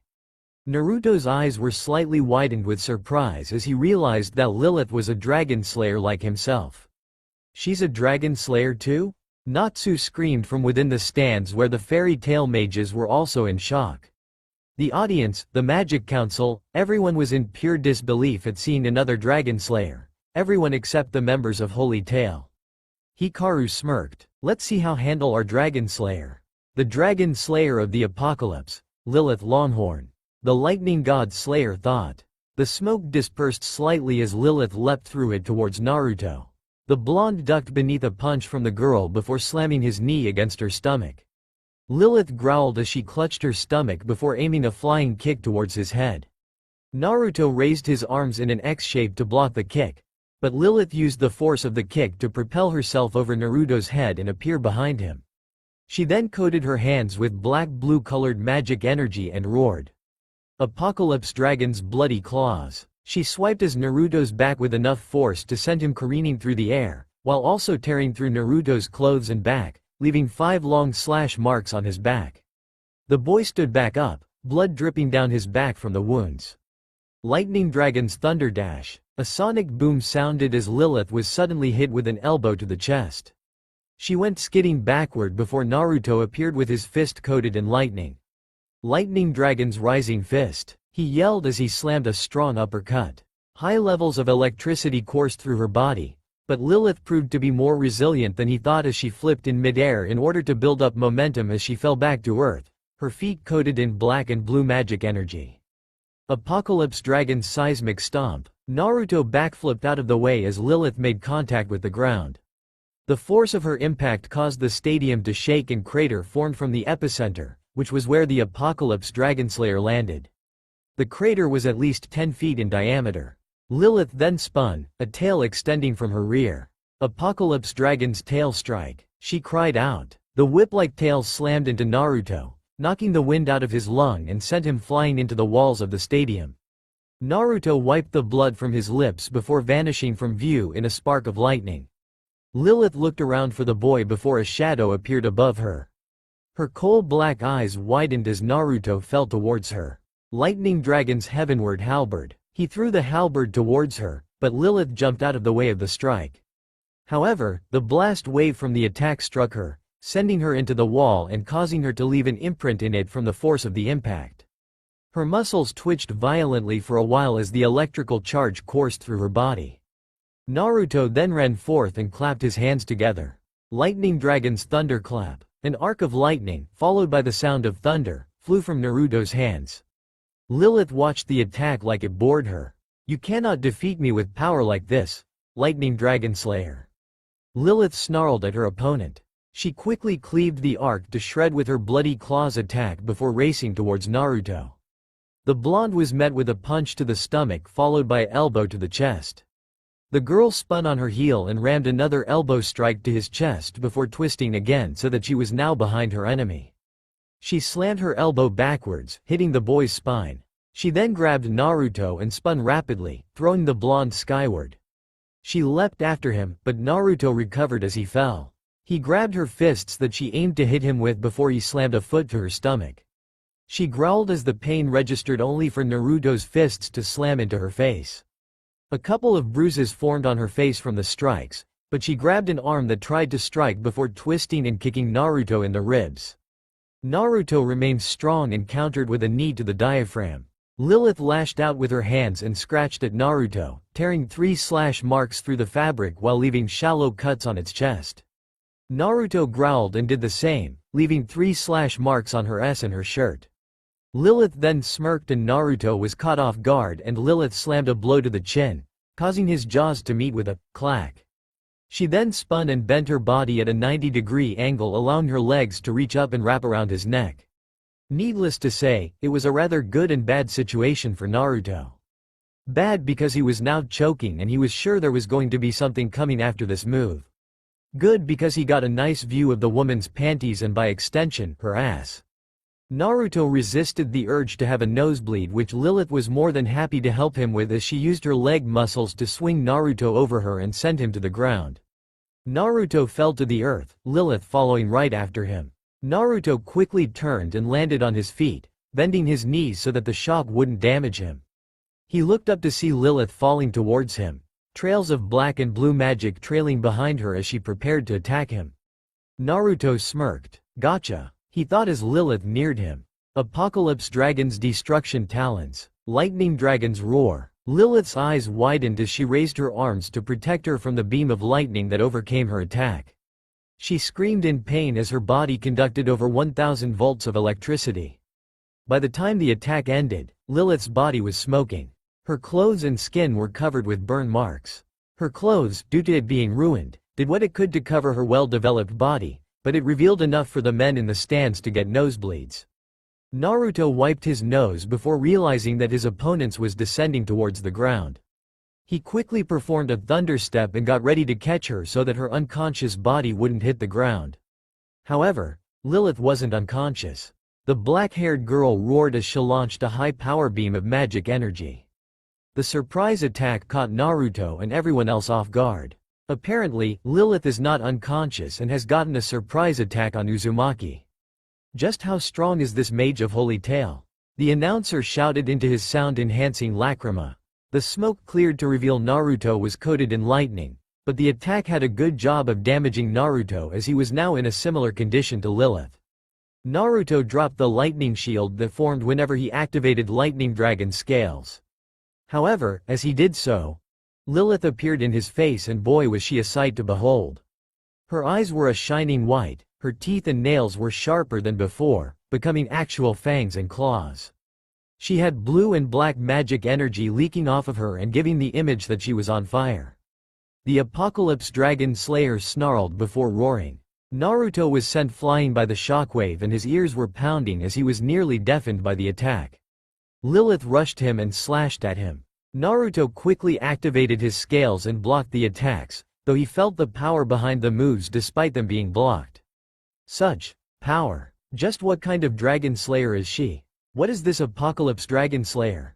He thought. Lilith's white eyes shone brighter than before as she formed a tail from the magic energy and lashed out with it, sending Naruto skidding backwards and into the walls of the stadium. She then appeared above him and crashed down blow after blow on the boy. Uzumaki is under pressure, folks. Lilith Longhorn has suddenly gained a power boost and she is not letting up. The announcer cried out. Naruto looked up to see his lightning shield was bearing a few cracks. The cracks were getting larger and his shield was getting weaker with each strike. He had to force her away and get some distance. Lightning Dragon's dynamo burst. Naruto roared. His lightning shield suddenly grew larger and a powerful burst of lightning sent Lilith flying through the air. Naruto panted as he rose back to his feet and saw Lilith getting up. "Come on, I'll take you down." Naruto taunted her as readied his final attack. It was close range, but Naruto knew his opponent wouldn't resist the chance to strike him up close given her current state. Lilith smirked. "As if you could, Lightning Dragon. I am the most powerful dragon slayer in all of EXITSTENCE. I will show you the power of the Apocalypse Dragon." Lilith's body erupted into a tower of magic as she rushed him. Naruto charged all his magic power within his body and readied to attack. Lightning Dragon Slayer's secret art. The skies suddenly began to turn dark and Naruto raised his hands to skies. Blue lightning bolts arced across the sky and began to focus at one point in the depth of the clouds. Naruto's body began to spark as lightning coursed through it. His eyes became a piercing golden yellow with a blue, vertical slit for the pupil. He growled at Lilith as she neared him. "Kier, huh?" However, just as he was about to yell the name of his attack, Hikaru and Shadow appeared in front of the Apocalypse Dragon Slayer. Lightning God's thunderstorm. Black lightning shot at Lilith and tore up the earth before electrocuting her. As Lilith growled at her companions, Shadow and Hikaru rushed her and held her down.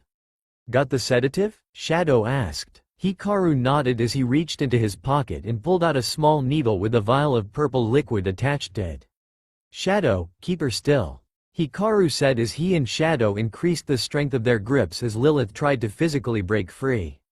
Hikaru stuck the needle into the girl's neck, the liquid entering her system. Lilith roared and with a pulse of magic, forced her master and guild mate off of her. She stood back up panting and looking like she was going to cause a massacre before the sedative did its work. The white glow in her eyes died down, revealing her coal-black irises. Her eyes then rolled back up into her head before she collapsed to the ground. Naruto blinked as he calmed his magic and the storm clouds above vanished. The announcer didn't know what to say at that. Hikaru picked up Lilith as he and Shadow returned to their guild's section of the stadium. "Sorry Dragon Slayer, we had to knock her out or she would have killed you," Hikaru said as he walked away. "We apologize for my guild members' assault, but it was necessary." Though given the amount of magic power each of them unleashed, the match would have ended in a draw. "You sure about that?" Naruto asked. Hikaru turned to the blonde and nodded. "I'm absolutely sure. You and Lilith would have caused a large explosion, resulting in a backlash of lightning and magic energy. The result would have been both of you slamming into either end of the stadium, in which the lightning would have caused Lilith to become paralyzed by your lightning while the force generated from Lilith's magic would have caused you to feel numb and thus you would also be unable to move." Naruto blinked at Hikaru's explanation before the announcer raised his arm into the air to gain the audience's attention. "Due to the circumstances, it is decided that this match will be a draw between these two mages," the announcer said as Naruto walked towards his fellow guild members. "Naruto, that was awesome. Good job." Naruto smiled as he was given positive remarks all around before the council members told the audience that tonight they will be going through the tournament members and deciding which mage will be awarded the title of S-Class, and they would announce it tomorrow. That night in the meeting room, the council and the masters were talking about who will become S-Class. "Alright, Org," a member of the council spoke. "Before we decide who will gain the title of S-Class, let's go through what we just saw today." Yajima, a former member of Fairy Tail and a member of the council, agreed with Org. "I agree and I think we all know what we will be talking about, or rather WHO. Everyone in the room nodded. Master Bob of Blue Pegasus stood to his feet. The young girl, Lilith Longhorn, was revealed to be a dragon slayer. But not just any dragon slayer. Bellino, the lone female member of the council, said. She was the Apocalypse Dragon Slayer. Though I find it highly unlikely that the dragon we are all thinking of would actually take the time to raise a child, let alone a dragon slayer. The thing despises humans beyond all recognition. Makarov added. They all turned to Hikaru, master of Holy Tale. Hikaru, we would like for you to explain how you found Lilith Longhorn and how she came into contact with the Black Dragon. Hikaru looked at the other masters and the council members with a raised eyebrow. My guild's secrets are their own, and it is stated in the laws that you yourself, the Magic Council, wrote in the legal guild section that in paragraph 7, section F, subsection D, that the past of any mage that is part of a legal guild will not be held into account as long as the mage that is under suspicion has not done any crime or has not committed an offense against the council in any way, and that said mage's history and past actions will therefore be registered as invalid. The Magic Council members narrowed their eyes at that. Makarov spoke. Hikaru does have a point, and it would unreasonable towards Holy Tale as well as making everyone in this here think that just because you are members of the council, that you can bypass your own laws. Are you saying that you would not like to know if the girl in question could pose a threat to Fury? Bellino exclaimed. It is something we would all like to know, Org. Yajima said, I mean, Makarov's boy, Naruto was about to be ruthlessly beaten had he not countered when he did. Makarov nodded at his former teammate. Also, Master Bob spoke, it would be unfair to Holy Tale and unfair to Lilith-chan if she was denied the access to become an S-class mage just because she was raised by the Black Dragon. Hikaru nodded. Thank you, Yajima-sama, Master Bob, Master Makarov, for sticking up for Lilith. The three nodded in return. Alright, well with that out of the way, Org said as he cleared his throat, let's decide who will be our new class mages. I say we make Lilith Longhorn an S-class mage. Given the amount of power and skill she displayed in today's match, she was shown to have outmatched Naruto Uzumaki and everybody else, even taking down S-class mage, and Laxus Drayar. A councilman by the name of Michello said as he tapped his cane. Hell no, Yajima countered. You're just saying that because you hate Fairy Tail. I'm not playing favorites just because I was a part of the guild, but I say make Naruto S-class. To handle the Apocalypse Dragon Slayer of even ground showed the power he had. The masters and the council members all began to talk loudly as they gave points as to why either mage should be made S-class. Org rubbed his temples before slamming his fists on the table. Silence. The room instantly became quiet as the gray-haired man looked at them. Enough. Due to the fact that none of us can reach an impasse and we all have positive points that could decide why Naruto and Lilith should become S-class. I say we make them both S-class mages. A blue-hair councilman, Seagrain nodded in agreement. I concur with Org-san. It makes sense, and besides, they are both worthy of the title. The room all nodded in agreement. Seagrain then turned and looked out of the corner of his eyes as he saw Hikaru walk out of the room and caught sight of an attractive young woman waiting for him. The two then wandered off as everyone began to exit the room. With Hikaru. So Ultier, how was seeing your mother? Hikaru said as he and the woman, now identified as Ultier, entered the room that the Holy Tail Master was staying in. He quickly hopped to the side to dodge a punch. Shut up, Hikaru. Anyway, I have been meaning to ask you something. How did you become a master at your age? Ultier asked as she felt herself pinned to the bed with Hikaru hovering over her. I could tell you. But you know what the payment is for what I'm going to tell you, Hikaru replied, kissing her neck. Ultier smirked deviously. Fine, just tell me, Hikaru-kun. She spoke with a seductive tone. How did you become a master? Ultier moaned as she kissed his lips, his hands roaming to other places. You see, Ultier-chan, my lightning god slayer magic is my second magic. Due to the power of my primary magic, I was able to convince the council why I should become a master. After that, it was all said and done. And just what is your true magic? My true magic is, Hikaru whispered his true magic to her as her eyes widened.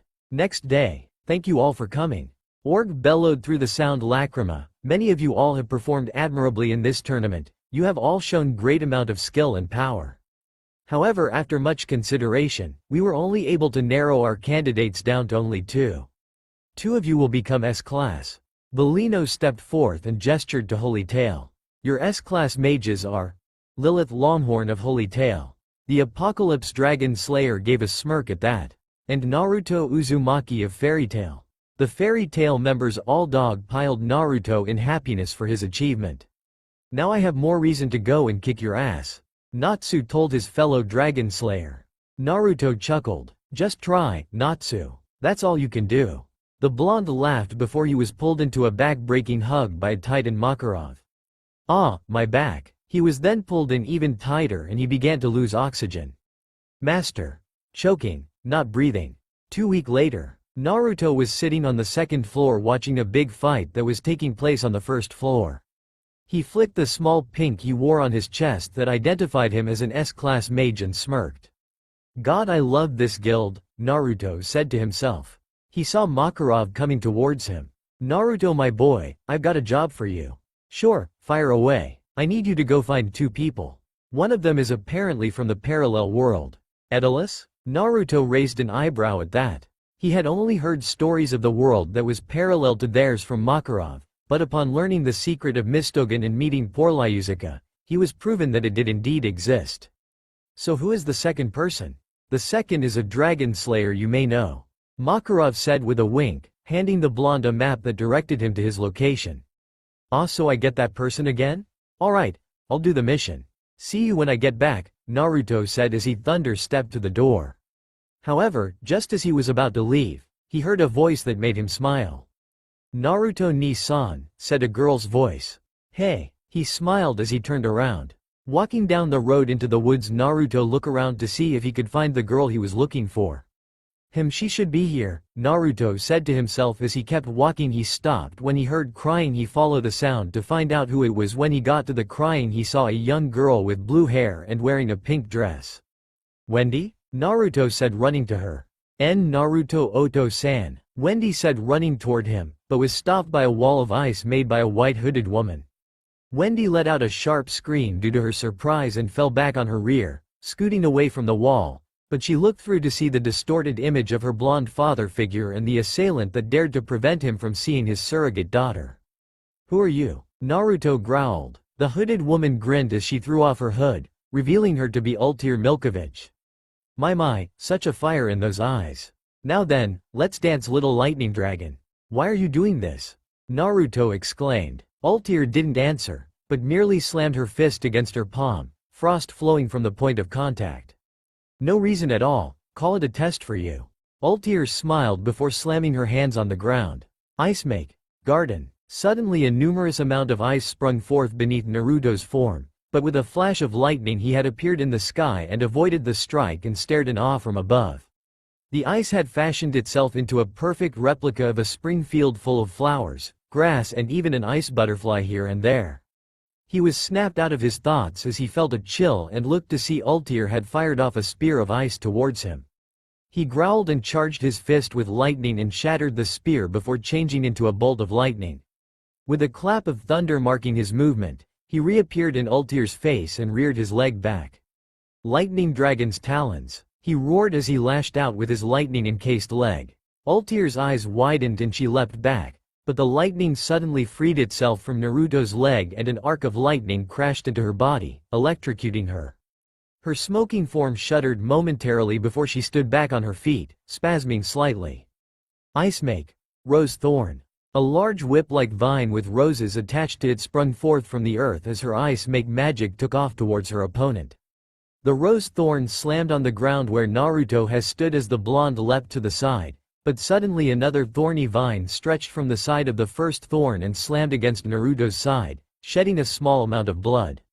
Naruto gritted his teeth in pain as the second thorn then wrapped itself around his waist, digging its sharp, icy thorn into his stomach and sides. It then raised him up and slammed him into the ground with tremendous force, forming a small crater. Naruto growled as he lay in the crater before shattering it as electrical charge coursed through his body. Lightning Dragon's Thunderstep. In a boom of thunder, Naruto raced across the battlefield, Altair's rose vines trying desperately to damage him, but to no avail. Ice make. Rose Petal Fuma Shuriken. A Fuma Shuriken that looked to be constructed of rose petals of ice formed in her hands and she threw it at the blonde. Naruto simply took a deep breath and let loose a beam of lightning. Lightning Dragon's Roar, he exclaimed as the beam of lightning tore through the attack. Altair slammed her hands on the ground and a large magic seal formed as her rose thorns formed an X in front of her to try and block the attack if only for a moment. Ice make. Frenzy Plant. A large amount of large tree roots, lined with spikes along their lengths all sprouted out of the earth, made entirely of ice. The roots then slammed down on Naruto's attack and with a grunt of effort from the daughter of they tore through the roar. Naruto snarled, his eyes seeming to glow with rage. Altair chuckled as the large tree roots spiraled around her form before she pointed at him. As if obeying her will, which they did, the tree roots sped towards Naruto. Naruto thunder stepped every which way, but for some reason these large roots were able to keep pace with him. He ducked, flipped, jumped, twisted and rotated in every possible way that was humanly possible, and then some. He countered with his own blasts of lightning and even shattered some of the giant ice appendages with his attacks, but the attack was like a hydra. For each one he took down, more took its place. In the end, 10 large roots hovered over his head, moving like serpents and coiling themselves, ready to strike. The first of the 10 roots of Altair's frenzy plant struck forth. He backflipped to dodge it and then cartwheeled to avoid the second. The third and fourth tried to double-team him by sweeping high and low, but he coated his body with lightning-like armor to block it and only caused him to be sending flying through the air. However, as he managed to right himself and skid to a stop, he was caught off guard when a tree root had dug itself under the ground and stabbed its way into his stomach. Naruto grunted in pain, coughing up a large amount of blood. The force of the attack sent him flying off the root due to it only impaling him at least 3 inches deep due to his lightning armor preventing it from completely impaling him through and through. He tumbled through the air only for a 6th root to slap him aside, but he remained airborne as the 7th crashed against his ribs, a crack meeting his ears. The 8th and 9th tree root then double slammed him, sending him spiraling downwards towards the ground, but before he met the ground, all 10 ice roots reared back and crashed down on Naruto's form. A large smoke cloud formed from the impact and Altair chuckled. My little lightning dragon. I thought you would have lasted a lot longer for someone of your stature." The Ice Make user spoke. She continued to watch the smoke cloud as ice and small droplets of blood seemed to hover in the air before falling. Wendy watched from her end of the ice wall, having decided to peek around the side to observe the battle her father figure was fighting. Her brown eyes widened in fear as she saw the blonde taken down by the monstrous vines of ice. "Naruto Otou-san!" She screamed in fear and shock at seeing the blonde dragon slayer get taken down. Tears spilled from the girl's eyes, falling to her knees, staring at the smoke cloud. She then paused in her weeping when she heard the sound of what seemed to be something cracking. Wendy and Altair both watched in awe as a burst of gold and blue lightning shattered the ice roots. Not just the tips of the frenzy plant attack, but the lightning seemed to course through the vines as if they had a will of their own, and the bolts tore apart the frenzy plant attack in a burst of electrical charge, leaving only the bases of the 10 roots, but they were slowly healing themselves. Altair and Wendy watched in awe as the smoke cloud parted to reveal Naruto standing in a crouched position. His knees were bent at a 90-degree angle, his left hand placed on his left hip and his right hand, in the form of a fist, touched the ground. Electricity coated his form like a shroud, flickering into the form of a dragon before returning to the shroud-like form. The air began to feel as if it were made of ozone as the electrical charge passed along electrons to oxygen molecules to form the ozone atoms. Naruto's head then snapped up, fangs bared and his eyes holding an animalistic quality to them. Lightning, drive. Naruto's form was now completely golden and made entirely out of lightning. A pair of horns made out of lightning seemed to just out of his hair, and a series of black lightning bolt-shaped marking lined his arms, legs and stomach. On his shoulders, knees and in the center of his stomach were swirls made of these black bolt-shaped tattoos of some sort. "Nani?" Altair gaped as her frenzy plant vines seemed to react on their own and covered her. Naruto grinned, his golden-colored eyes shone like the form surrounding him before he took a single step forward. In a thunderclap, Naruto vanished from view and reappeared in front of Altair's spell and smashed his fist down on the attack. A large portion shattered from the force of the strike and Altair stared in awe at what he just managed to do. "You broke it, with raw physical strength. What are you?" Altair asked. The blonde dragon slayer laughed as he leapt back to avoid the strikes from her sentient plant vines. "I'm a dragon slayer." He took off in a burst of speed once more, but the frenzy plant reacted and lashed out at him. He raised his arm and blocked the strike from the first one, a second nailing him in the stomach however. Vines 3 and 4 slammed against the side of his face and had him disoriented slightly, but he recovered and cartwheeled to avoid the strikes from vines 5 and 6. 7 and 8 twisted around each other in a double helix, aiming to impale their opponent, but Naruto took a deep breath and fired off a beam of lightning that tore through the two vines. He then jumped atop the ninth vine and used it as a ground to leap higher into the air before flipping with his descent. Lightning Dragon's shockwave, he roared. A pulse of lightning rocketed from the point of contact he made with the ground and it washed over the area, kicking up stone and other pieces of the earth.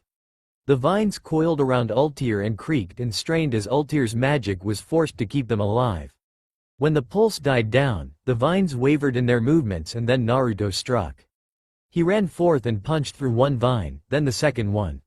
He twisted on his heel and slammed a roundhouse kick to the side of the third vine before latching onto the fourth vine and to Ultir's surprise, he wrenched it out of the ground and shattered it with his lightning-enhanced form. He then clapped his hands together and an arc of lightning sliced through the fifth vine. 3 of the remaining 5 vines raced towards Naruto, but the blonde dragon slayer dodged the attack they made at him with ease, moving as if they were moving in slow motion to him, which they were. With a raise of his foot, he called upon the powers of his lightning dragon parent and slammed his appendage into the earth. Lightning Dragon Skyquake. The land quaked as lightning rose up from the ground, into the air and fell back to earth like rain. The bolts of yellow lightning struck the ground with such force it appeared as if both the earth and sky were shaking. Ultir tumbled along the ground, having lost her balance, and she watched in horror as her most powerful spell was destroyed. Despite their regeneration, the continuous attack had made sure to stop them from ever forming at a quick pace, if they ever did reform. Ultir then gaped in shock as Naruto raised one hand into the air and pointed at her. The final lightning bolt from his skyquake fell towards her and she felt the burning pain of lightning coursing through her body. Her hair stood on end, her flesh smelled like cooked meat somewhat, and her mouth was agape from the scream that tore through her throat. Ultir's eyes rolled into the back of her head before falling to the ground, unconscious and not able to fight anymore.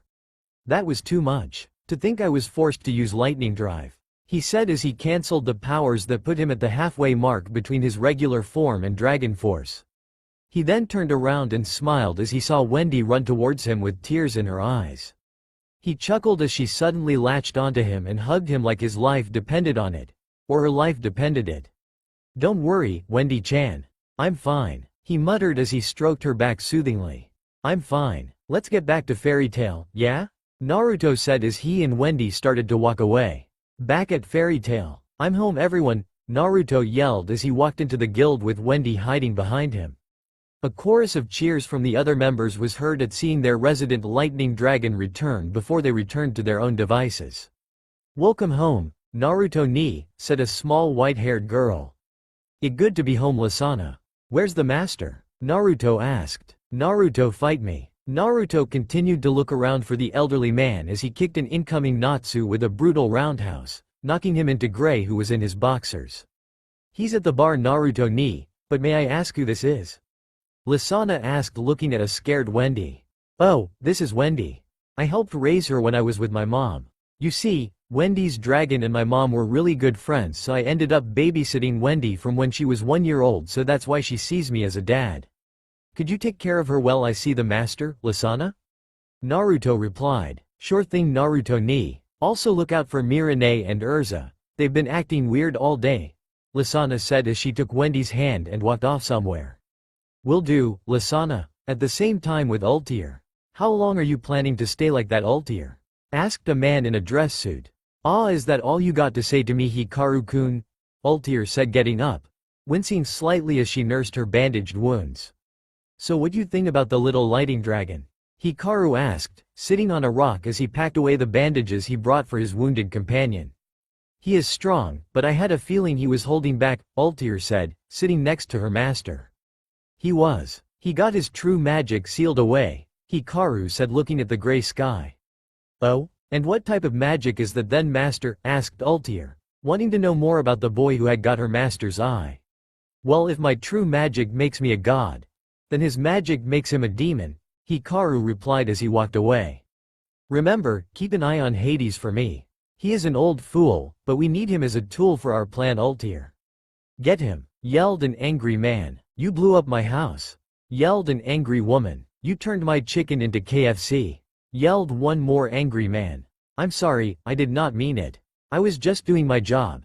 The master's going to be mad at me for this, Naruto said with anime tears running down his face as he ran away from the angry people. When he finally got away, he had not been watching where he was going, having continuously sped through the town, out of the streets, past the entrance of the town and into the forest where he continued to run and began to scale a mountain. Panting, Naruto wiped his forehead to rid it of the sweat he had worked up. Alright. I think this would be far enough from those people. Man, civilians are scary when they're angry, he muttered. As he looked around, the young blonde dragon slayer's ears twitched. Closing his eyes, he focused on the noises he heard.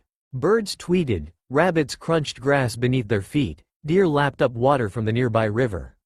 However, all these calming sounds were shattered as trees falling met his hearing organs. Rocks sounded as if they were shattered, and then he heard a yelp of fear. Finally, he heard an almighty roar that would have deafened him. That does not sound good, Naruto said to himself, running toward the sound. Pushing aside brush and leaping over rocks, Naruto ran along the mountain's incline towards the location he had been heading towards. When he got there, his eyes widened with shock as he saw a giant beast with its arm going toward what looked like a scared Lisanna and a crying Mira. Lisanna! Mira Jane cried out to her sister as time seemed to slow down. The beast swung its arm towards Lisanna, and the blue-eyed S-class mage could only watch in horror as her little sister was about to be sliced apart. However, she was snapped out of it when a loud boom, similar to that of a thunderclap, met her ears. Lightning drive. In a flash of lightning, Naruto appeared behind Lisanna a split second before the beast could hit her before moving out of the way. Rock and debris flew everywhere as Naruto's golden form appeared next to Mirajane, who could only stare in awe at the blonde before her. Lisanna, are you okay? Naruto asked the scared girl. Naruto ni? I'm alive, but what about Elf Ni-chan? Is he still that monster? Lisanna asked as Naruto put her by Mira. Monster? Wait, that thing is Elfman? Naruto thought, his golden yellow eyes staring in shock at the roaring behemoth. Mira was about to get up to go and fight the beast, but she winced as she looked down at her leg and saw she had twisted her ankle, plus with her bruises and cuts, it showed just how unfit she was for battle right now. Damn it! I can't even help my own brother. Mira punched the ground in rage. It's going to be okay, you two. I'm going to knock some sense into that brother of yours, Naruto said, powering up lightning drive. The golden form flickered around him before more magic power was released from his body. Suddenly, his primary form changed as the lightning drive seemed to evolve. His chest area became black and 3 lightning bolts marks were on each side of his cheeks, replacing his whisker marks. A coat with black on the inside showed up, with yellow on the outside. The cloak appeared to be ripped and had numerous scale-like patterns on it. Naruto's golden eyes shone with power as he stood up and glared at Elfman's bestial form. Lightning drive. Second form. He muttered as he watched Elfman. The beast of a mage roared as it charged towards Naruto. With a defiant glare, Naruto watched his changed friend.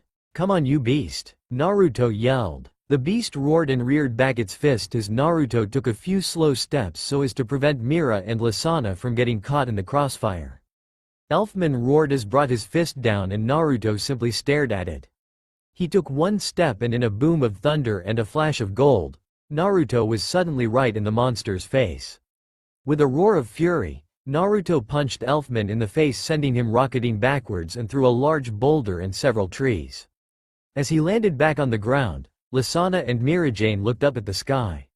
Affected by the strength of his new form, the atmosphere began to change. The clouds turned dark, rain poured from the black clouds that shielded the heavens.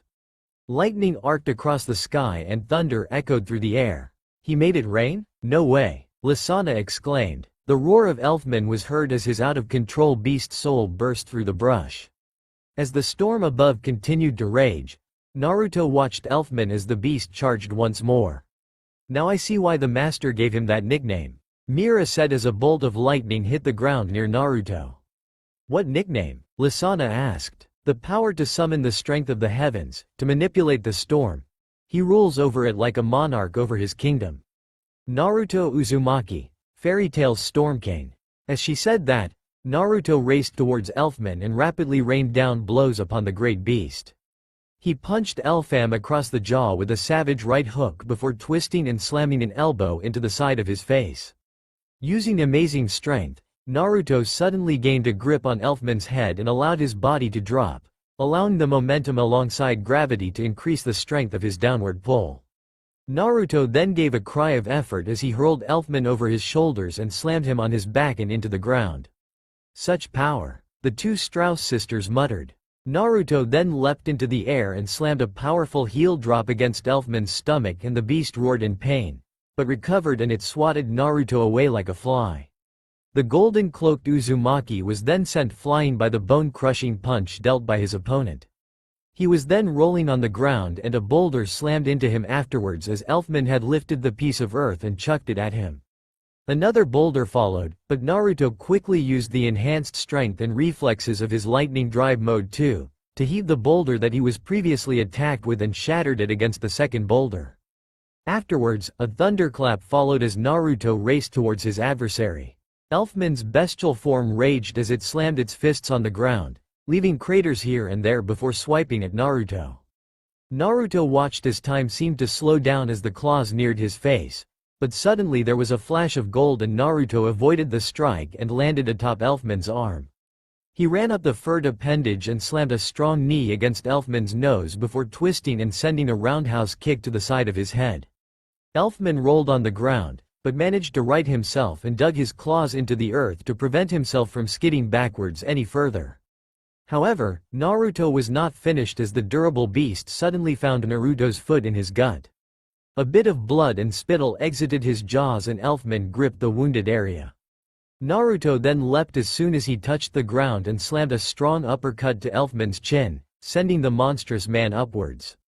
Naruto then performed a backflip, striking the same area with the toe of his boots, sending Elfman higher into the air.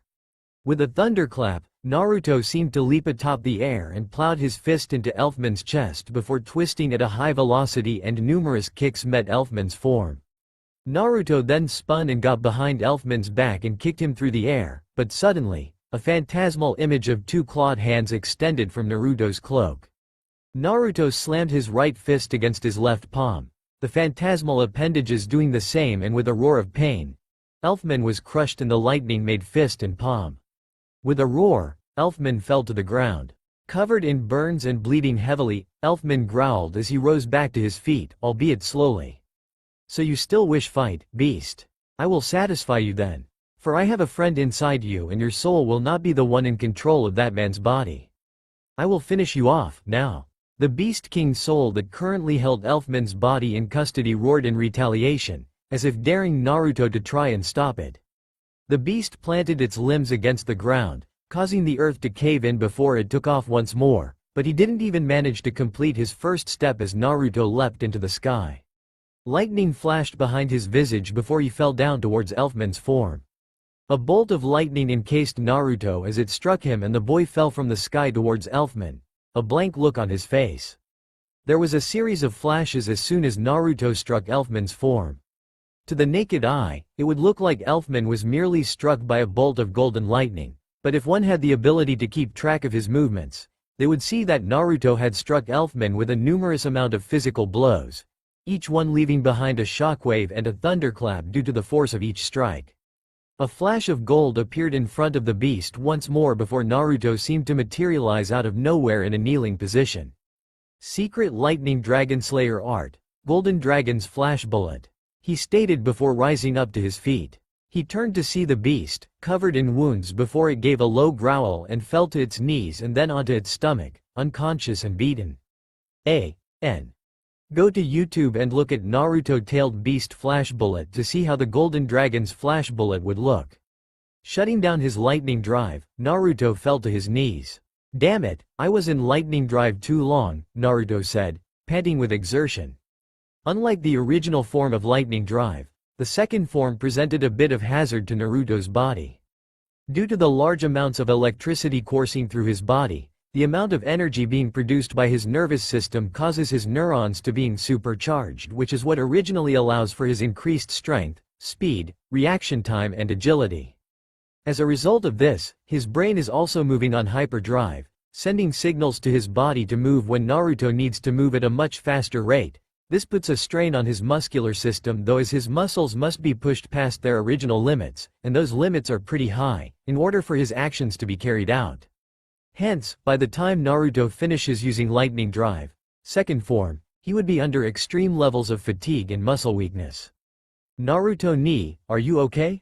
Lisanna asked, helping him up, while Mirajane picked up Elfman, who had reverted to his original form. I will be fine, Lisanna. Naruto wheezed, though he stumbled slightly when he tried to let go of Lisanna. The youngest Strauss sibling caught him before he could fall, however. How are you and your sister doing? Naruto asked. Lisanna had Naruto wrap his arm around her shoulder and help support him. We're fine. Come on, let's go home, Lisanna said as they all walked towards the town. Meanwhile, at a cave, so he beat the beast, huh? Hikaru asked as he sat upon pile of dark mega that he just knocked out, all of which were smoking by what seemed to be superheating via electrocution. Hi, master, but he had to use lightning drive mode too, said a hologram of Ultier while looking at her master. He has gotten stronger, but he is nowhere near the level of power that we need him to be able to make our plan work, Hikaru said, putting out his pipe, and stood up. He started to walk towards the exit of the cave. Where you going, master? Ultier asked. I'm going to that world. There is someone there who I could use there, Hikaru said when a black mist started to cover him. Oh, and Ultier, be in my room when I get back.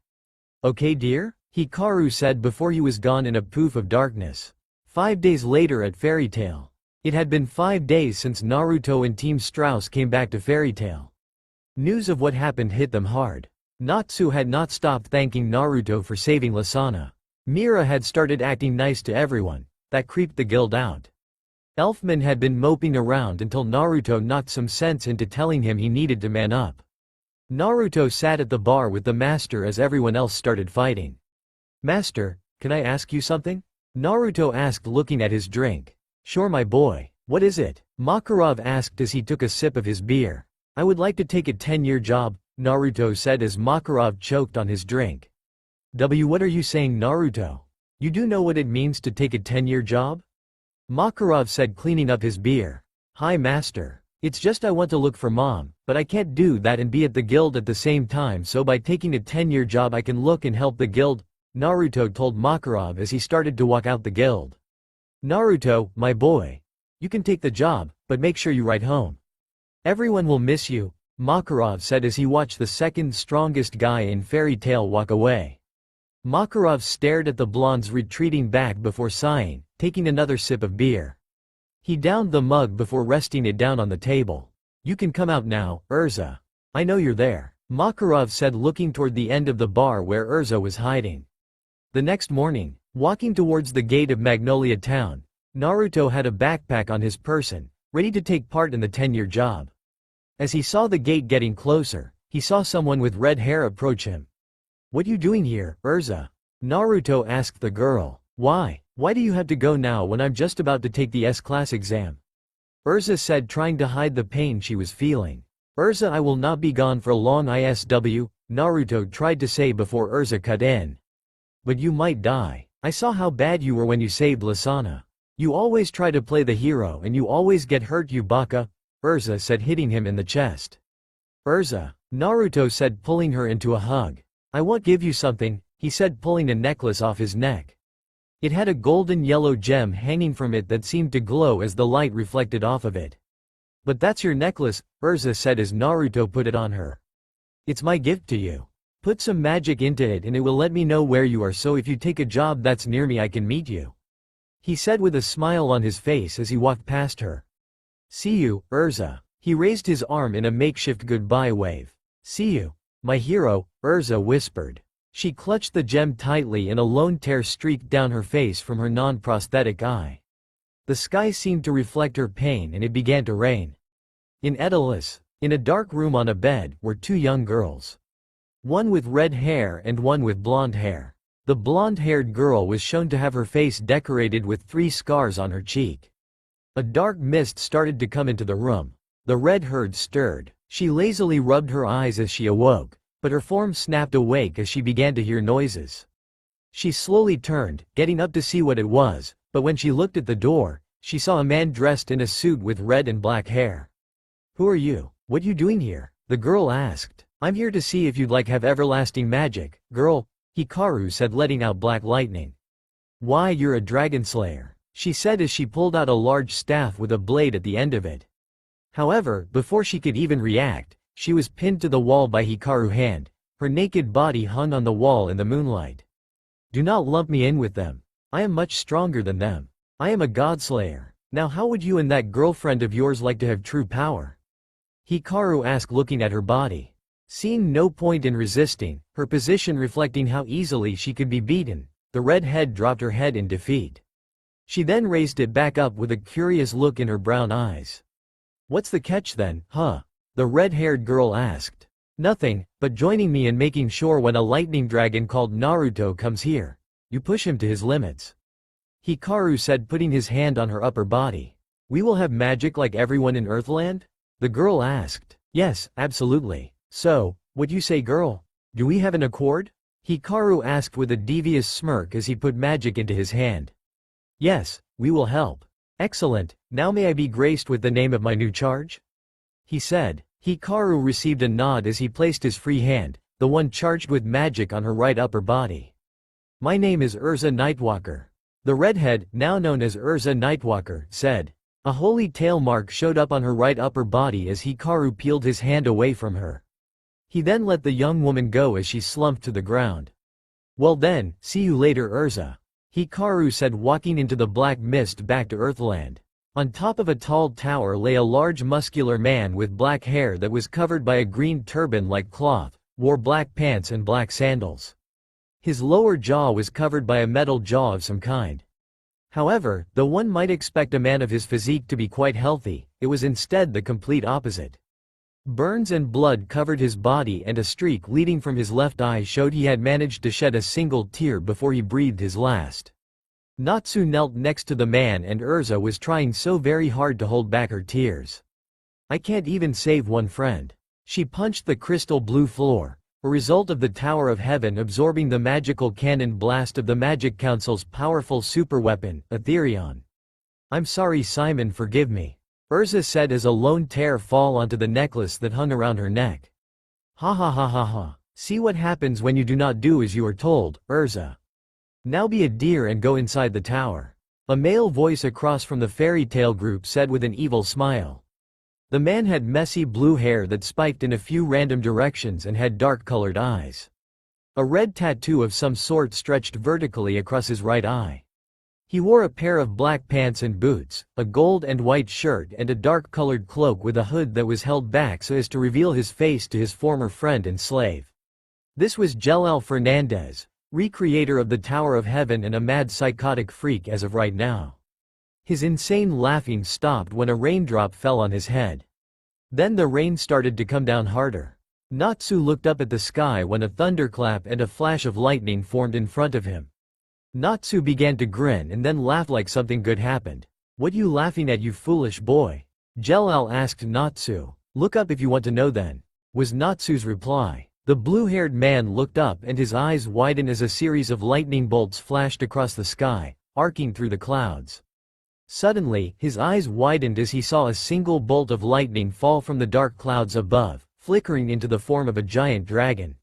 Seeing as how a lightning bolt moves in a jiffy, an actual unit meaning 1/100th of a second, aka the speed of lightning, it was no wonder Jelal was unable to dodge. "Lightning Dragon's rising fist," yelled a male's voice. The attack knocked the man into the air, spiraling as he did so before crashing into one of the many crystalline structures of the solidified Etherion Tower. Looking up, Urza could see someone she longed to see. Standing before the fairy tale mages was a male who looked to be about 20 years old, had lengthy, spiky blonde hair that reached the end of his neck with 2 long sideburns going to his chin. He was wearing a black t-shirt with a lightning blot on the front.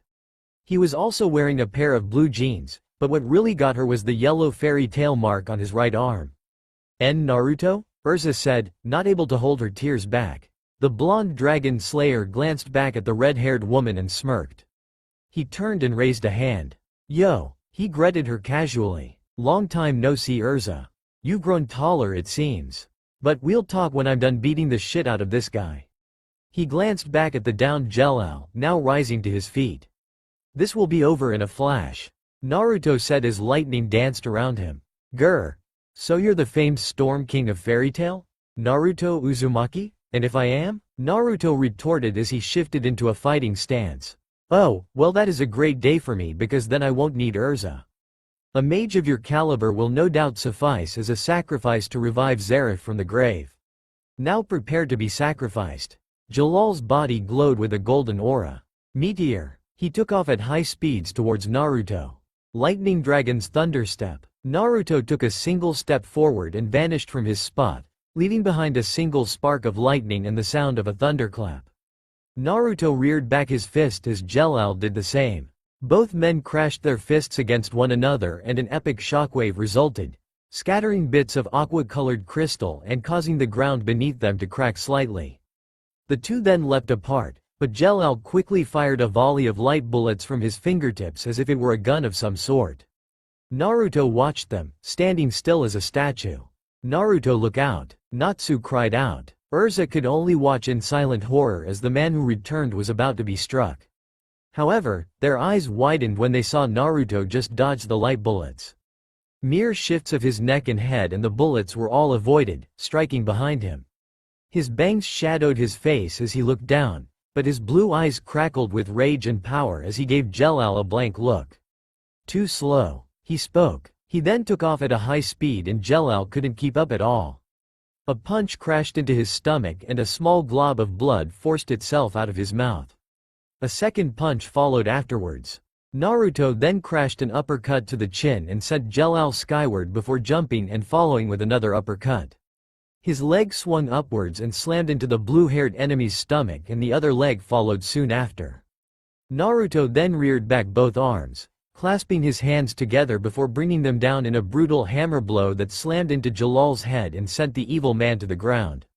A mighty crash was heard as he sped to the floor and created a small crater.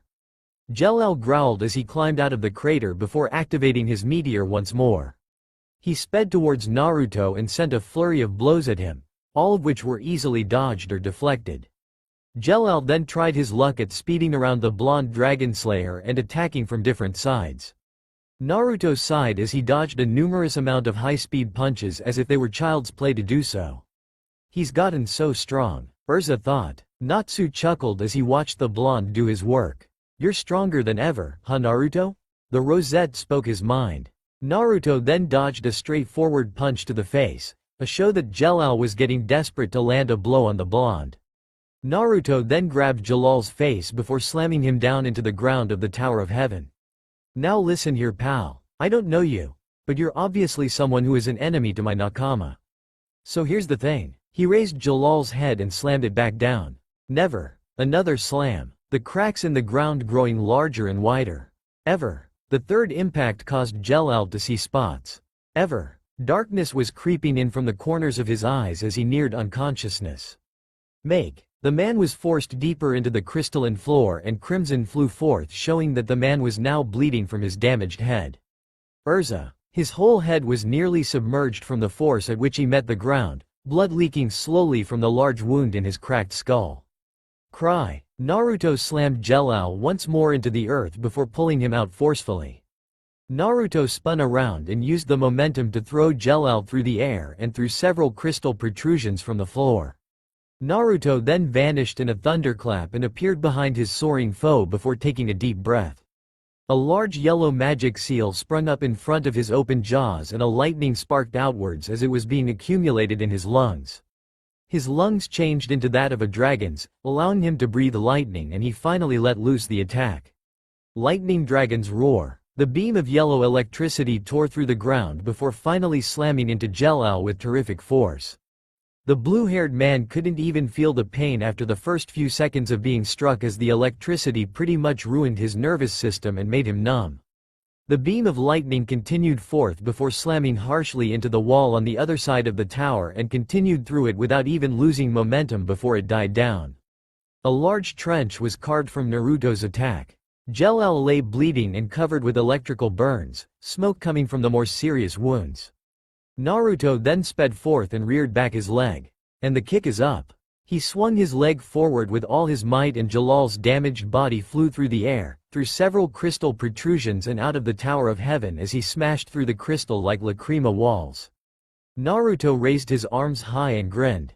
And it's good. He then turned to Urza and gave her thumbs up. Like I said. Over in a flash, Naruto said with a toothy grin. Walking over to Urza, Naruto held out his hand. Can you get up, Urza?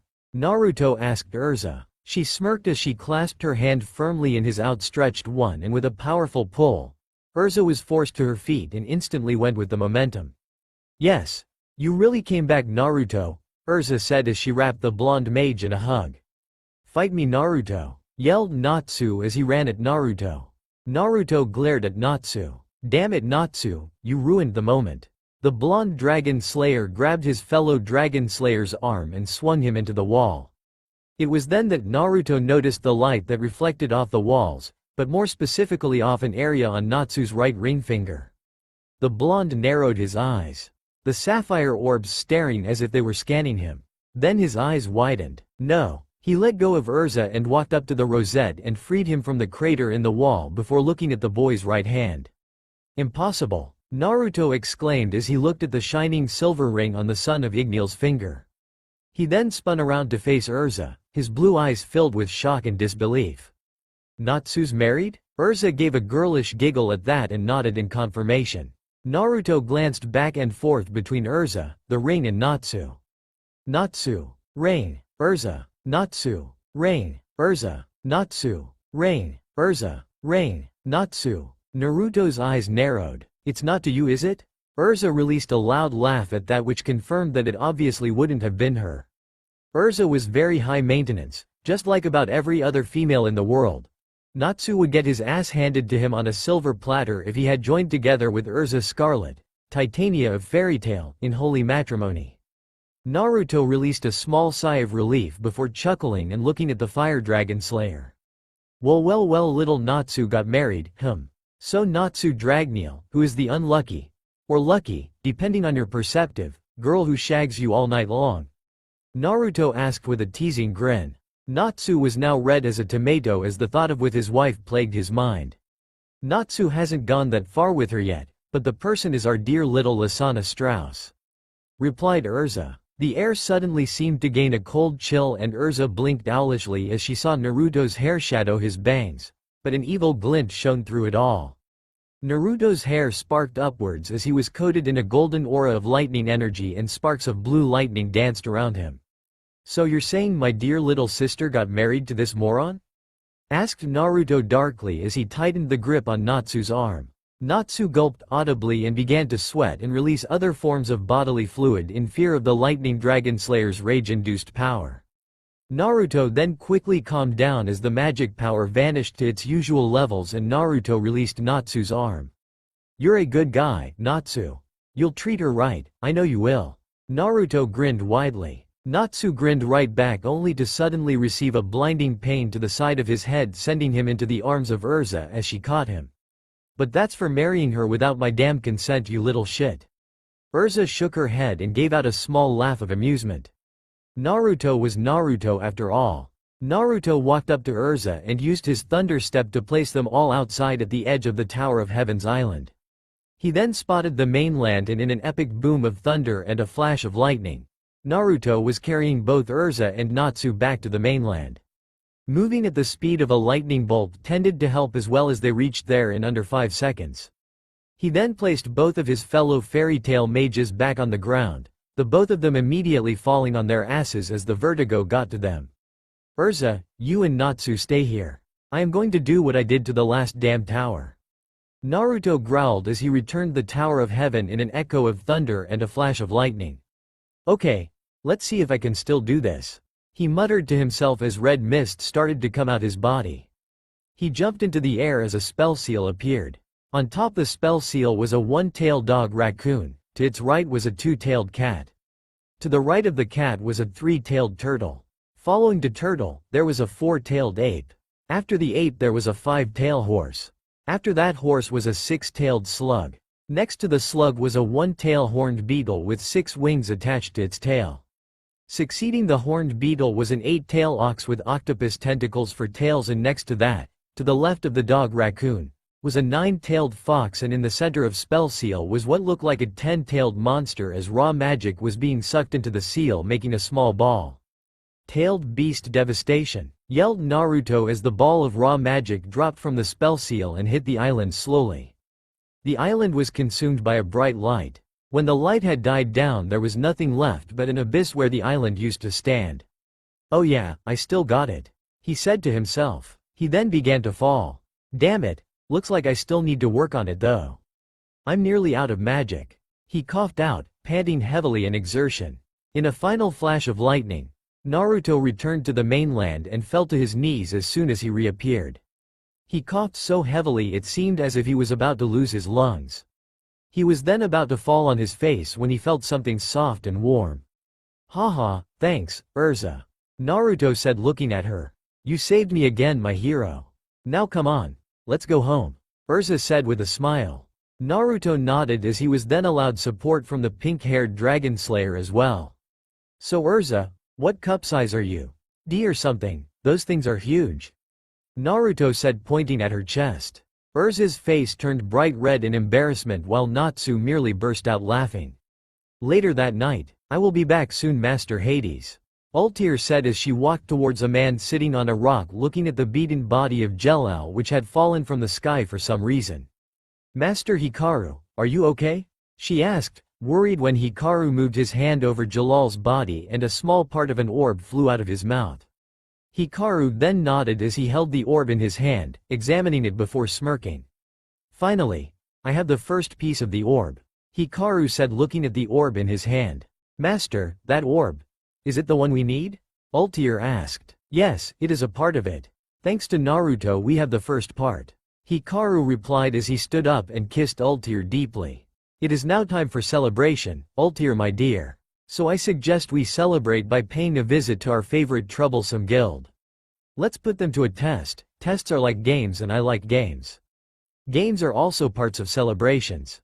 Hikaru chuckled darkly. "I think it is time for me to pay Fairy Tail's master's grandson a visit."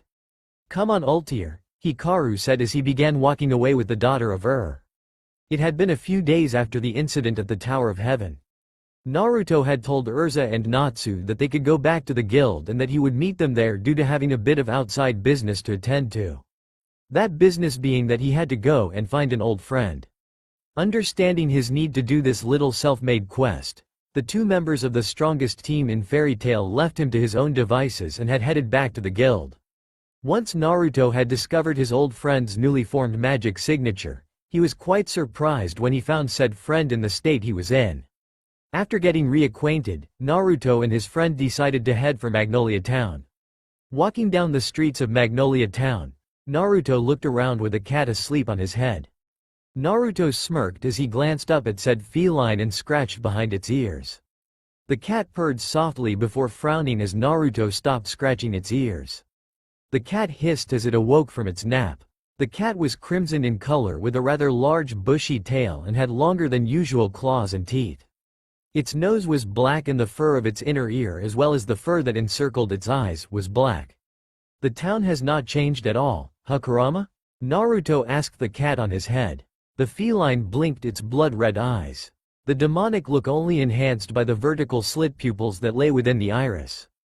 How should I know, Kit? I was in a DANM egg when you found me," the now-named Kurama said as Naruto walked toward the guild.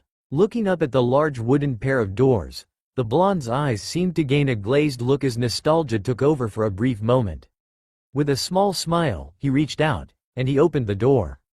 Inside the guild, Naruto saw a big dust cloud with mugs and chairs flying everywhere. People were being thrown in and out of the guild's everyday brawl. He chuckled as he saw a chair fly out of the storm of limbs and nail someone in the head. The poor man's head was now bleeding heavily and Naruto could have sworn he saw his soul escaping through his mouth. "Well, this is interesting," Kurama mused. "Yep, nothing has changed," Naruto said to himself as lightning started to dance around him.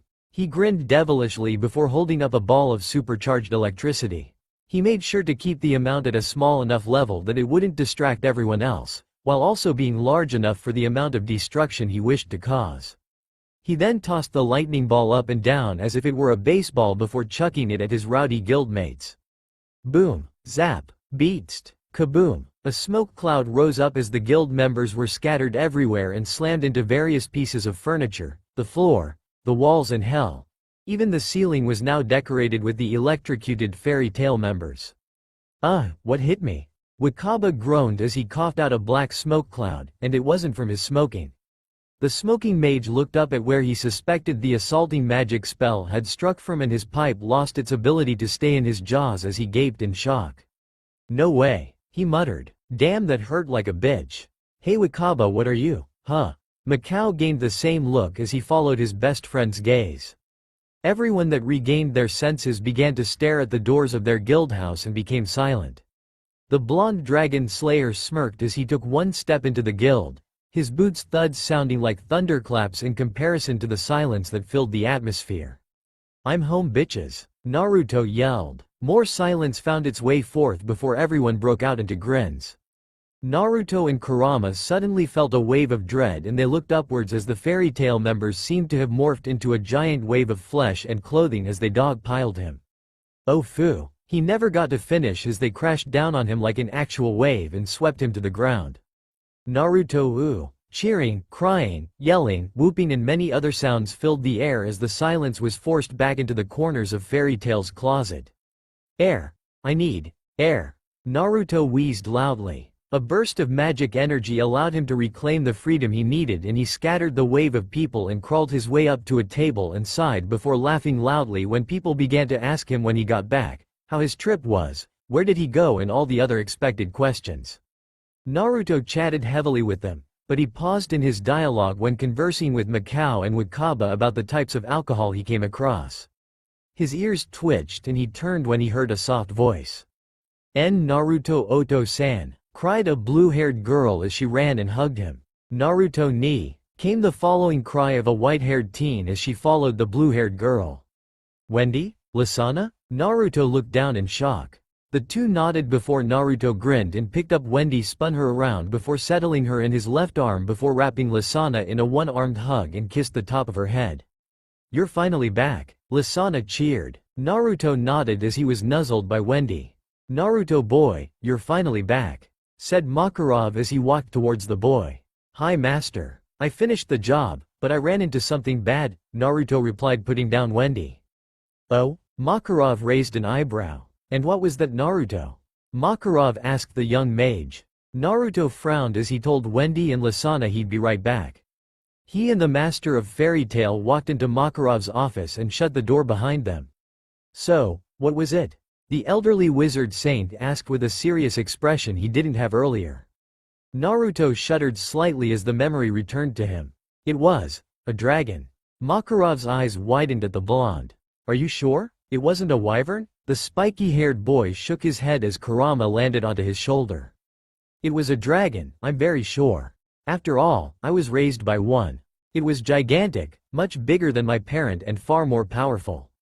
A mere roar tore apart the landscape. Its black scales were impenetrable, and because of how powerful it was, it nearly killed me when it saw me. I was lucky to get away, Naruto told his master. The short man nodded. "I see. Well, I am happy you're safe. I would like to see how strong you got, my boy. How about a friendly fight with Urza?" Makarov asked as he exited the door. Naruto and Kurama followed behind the short man. "Sure, why not, but if I win, Urza has to go on a date with me," Naruto said, looking at the scarlet-haired mage. Everyone gawked in shock as they saw the confident-looking Naruto staring at a blushing Urza who was stammering as she tried to form an actual sentence. Seeing as she was being challenged, Urza couldn't back down, and with a nervous gulp and still blushing, she responded. Fine, but if I win, you had to do my laundry for a week, plus you had to go on a job with me," Urza said. Naruto's blue eyes sparked with mirth and he nodded. "Very well," he replied, before lashing out with a swift punch to the head of Natsu as the firebrand tried to jump him. The entire guild's sweat dropped at that before following the two S-class mages outside to the large backyard of Fairy Tail that they used as their training grounds. The other guild members and Makarov, who was sitting atop a tree stump, stood far off to the side, very far off mind you, and watched as Urza glowed, performing her re-equip and was now garbed in her Lightning Empress armor.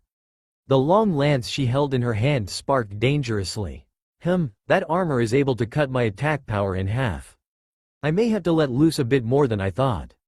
Naruto said as blue lightning danced around him. Blue? Seems he's not giving that much of a chance for that Urza girl to win. Kurama said to himself, sitting next to a blue cat named Happy. Said Exceed watched the crimson and black furred version of himself. Kurama was noticeably taller than Happy by at least 2 feet. You're tall, Happy commented. Kurama blinked at the shorter cat. Am I? Aye sir, Happy said raising his paw. Kurama blinked once more. Okay then. He then turned back to the battle. Urza and Naruto stood facing off against one another. The wind flew between them gently, scattering leaves and flower petals everywhere. Naruto chuckled before cracking his knuckles, neck and back, loosening the taut muscles in those areas. He then slipped into a fighting stance while Urza did the same, her lance held out straight in front of her. You ready, Urza-chan? Naruto winked at her. Urza blinked in confusion at that, but that was her first mistake. She blinked. As she did that, there was a thunderclap, and when she reopened her eyes that split second later as she completed the action of blinking, Naruto was already in her face, fist reared back.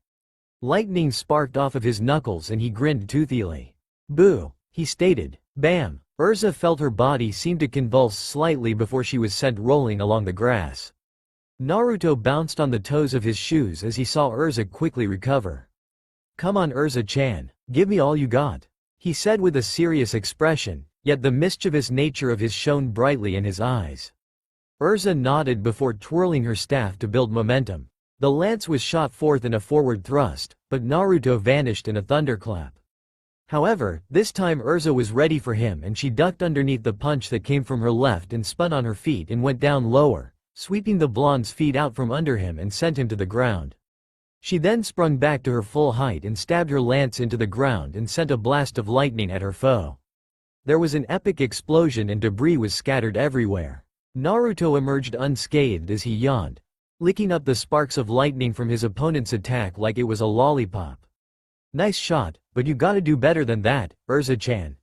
Lightning Dragon's roar. Naruto let loose a beam of blue voltage from his jaws and Urza quickly twirled her lance to deflect the high-powered blast, but she was sent skidding backwards from the force. Naruto then sped towards her, his legs stretched forth for a kick.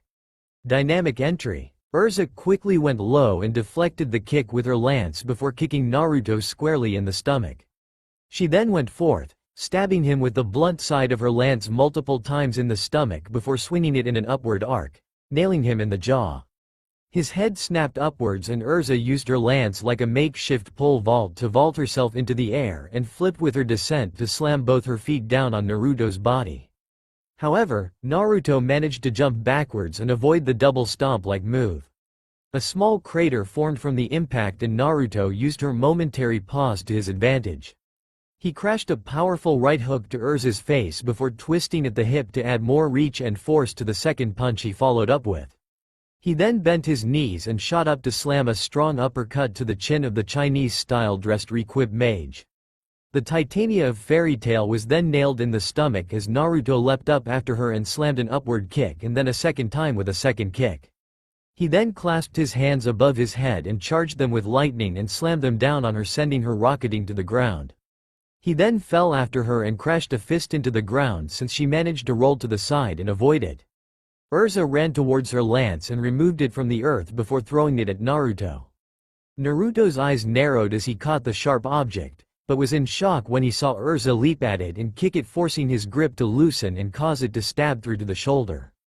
Naruto winced as the object pierced his flesh and Urza grinned slightly at that before letting loose numerous volts of electricity into Naruto's system.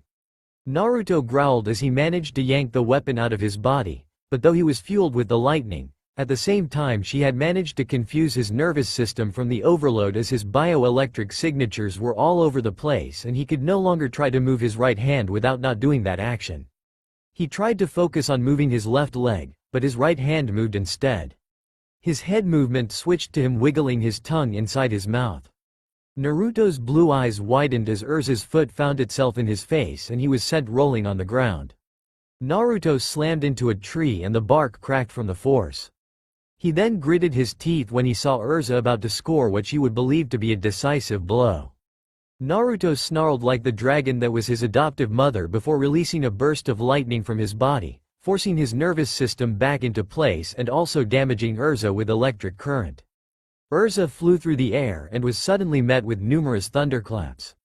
She didn't even manage to register what happened until her body met the ground, only to be further damaged as she was hurled through two trees and then grabbed by the back of her head, stopping her mid-air movement, before being slammed harshly into the ground. Face first. Everyone watching winced at that. Damn, they're really going at it. Greg commented. Go Otou-san. Wendy cheered for her father figure. Naruto continued to slam Urza's face into the dirt before he dragged her through it, carving a small circular trench before throwing her back into the center of the training field. As she fell to the earth, she clenched her eyes preparing to meet the ground. However, a thunderclap meeting her ears along with the sound of crackling lightning told her that Naruto was not yet. He stood below her, waiting for her to reach the right level of altitude, and finally, she reached it. Naruto dropped on all fours before balancing on his left hand and leg and removed his right arm and leg from the ground, lashing out with upward movements with both limbs. The assaulting fist and foot, charged with lightning dragon slayer magic, slammed into Urza's armored form. Despite her armor giving her defense against Naruto's attack, it still hurt. I'm not done yet, Naruto yelled as he leapt after Urza's airborne form. He smirked as he remembered a move from his time in the shinobi world. He performed Kagabuyo, the shadow of the dancing leaf, and hovered beneath Urza's form, acting as if he were her shadow. Time to end this, he whispered in her ear. His hot breath tickled her inner ear, but the odd form of pleasure was replaced with pain as Naruto slammed her foot into her ribs as he twisted. Lightning sparked with the strike and Naruto twisted once more to slam his lightning-charged fist into her face. He then twisted again, this time striking with an elbow to the chest. He continued with the rotational movements, striking with fist and elbow before he found himself and Urza only a few feet above the ground. And for the finishing touch, he roared as he twisted once more and raised his leg high into the air. Urza was now only 3 feet above the ground and Naruto brought his leg down with swift and powerful force. Lightning Dragon's Liger Bomb Barrage. With an epic explosion of lightning and magic, Urza met the ground harshly and was electrocuted at the same as Naruto's lightning encased leg met her stomach. Urza screamed loudly from the attack's results and she kept screaming until she couldn't scream anymore as she fell into unconsciousness. Naruto rose to his feet and smirked as he raised the unconscious Urza, picking her up bridal style. He used his abilities to remove any residual charge from her. You really have gotten better, Urza-chan. Well done, but you still owe me that date. He whispered softly to the unconscious girl's form before pecking her on the cheek. Meanwhile, everyone was in shock as they Naruto climb out of the resulting crater of his attack with Urza in his arms. The crater was 10 feet deep and 4 feet in diameter. He got really strong, was the unanimous thought amongst them all as they gaped at the large crater. The fight was over and Makarov laughed once he got over his shock. What a way to have a welcome back party, eh? Winner of this battle is Naruto Uzumaki. There was a loud cheer and everyone sped back to the guild to drink to their heart's content to celebrate Naruto's return and his win, and for the females, to gossip about what Naruto and Urza may do for their date. Later that night, currently standing outside Fairy Hill stood Naruto and Urza. Naruto was wearing a gray dress suit and Urza was wearing a dark blue dress with high heels. After waking up, Naruto told her he would pick her up at 7 and carried the Titania of Fairy Tail out as she clung to his arm like glue. They went out for dinner in a rather fancy restaurant that doubled as a ballroom dance floor. The lack of a ceiling aided in showing the moonlight and stars in all their glory. They ate and talked for quite a lengthy bit of time before moving on to dance in the moonlight, which oddly acted like a spotlight, focusing only the 2 fairy tale mages. Afterwards, they left and had a lovely walk alongside the river that flowed through Magnolia. I really had fun tonight, Urza-chan. Let's do this again sometime, Naruto said, taking hold of her head, framing the sides of her face as he did so. Yeah, this is the first anime in years that I felt this happy. Thank you for the wonderful time, Naruto-kun. replied a blushing Urza who quickly gave him a peck on the cheek and ran inside. Haha, she's always been shy, Naruto said, hanging his jacket on his arm as he started to walk away. Forest path to Naruto's house. Walking into an opening in the woods, Naruto stopped as he looked up at the moon. You know it's not nice to follow people, Naruto said as someone stepped out from behind the trees. It's been a long time, Lightning Dragon, said Hikaru as he looked at Naruto. Hikaru was wearing a white coat with the number 10 on it along with jeans and a black dress shirt. So you're the new wizard Saint Hikaru, Naruto said, turning around. What do you want this time? He asked. To see how strong you are, but I will not be fighting this time. I think it's better if an old foe of yours did it, Hikaru said as he raised both his arms. Magic circulated around the young man's body and Naruto shifted into a defensive stance on instinct. What do you mean by old foe? Naruto asked as blue lighting danced around his form. You should feel lucky you're the third person see my true magic, Hikaru said as he started to glow. True magic? Naruto asked himself. Time-space magic. Worldly summoning, Hikaru said as a spell seal showed up on the ground. Suddenly a coffin-like box shot from the ground and opened up in front of Naruto. Naruto's eyes widened as he saw what was inside. No way, Naruto said, taking a step back. Inside the box stood a man wearing old red armor with long jet black hair and a big fan on his back. He slowly opened his eyes to show he had red eyes with 3 adjoining tomo within each crimson iris. Madara Uchiha, Naruto said in fear. Where am I? Last I knew, I was sealed by that Kyuubi brat, Madara said to himself. You're in my world, Lord Madara, in Earthland. A world that has no ninja, Hikaru said as he flew into the air. Who are you and why am I and the Kyuubi here? Madara asked, looking at the boy. My name is Hikaru Stormrider and I summon you here to give you a second go at fighting Naruto. If you win I will send you back to your world, but if you lose, you die for the 3rd time. So no holding back if you please, Hikaru replied as he flew away. Let's see what you can do, Dragon Slayer, he muttered with one last glance back at the blonde shinobi mage. Madara and Naruto stared at one another before Madara sighed, the wind blowing gently through the air. I expected this to be over with when you stopped me, Kyuubi brat. Same here. So before we begin our battle, explain this world. Where is this? Seeing as how I will stop you once again, I guess I can humor you and answer your question, Madara. Naruto spoke. He glanced up at the moon, Earthland, an alternate world amongst the many worlds that comprise the universe. This world does not run on the energy of chakra, but instead has something called magic. People use magic in the same manner as people use jutsu in our world, however I honestly find our world to be much more versatile and stronger than this magical realm. I concur with you on that note, Kyuubi. This energy in the atmosphere, it is much more dilute than chakra.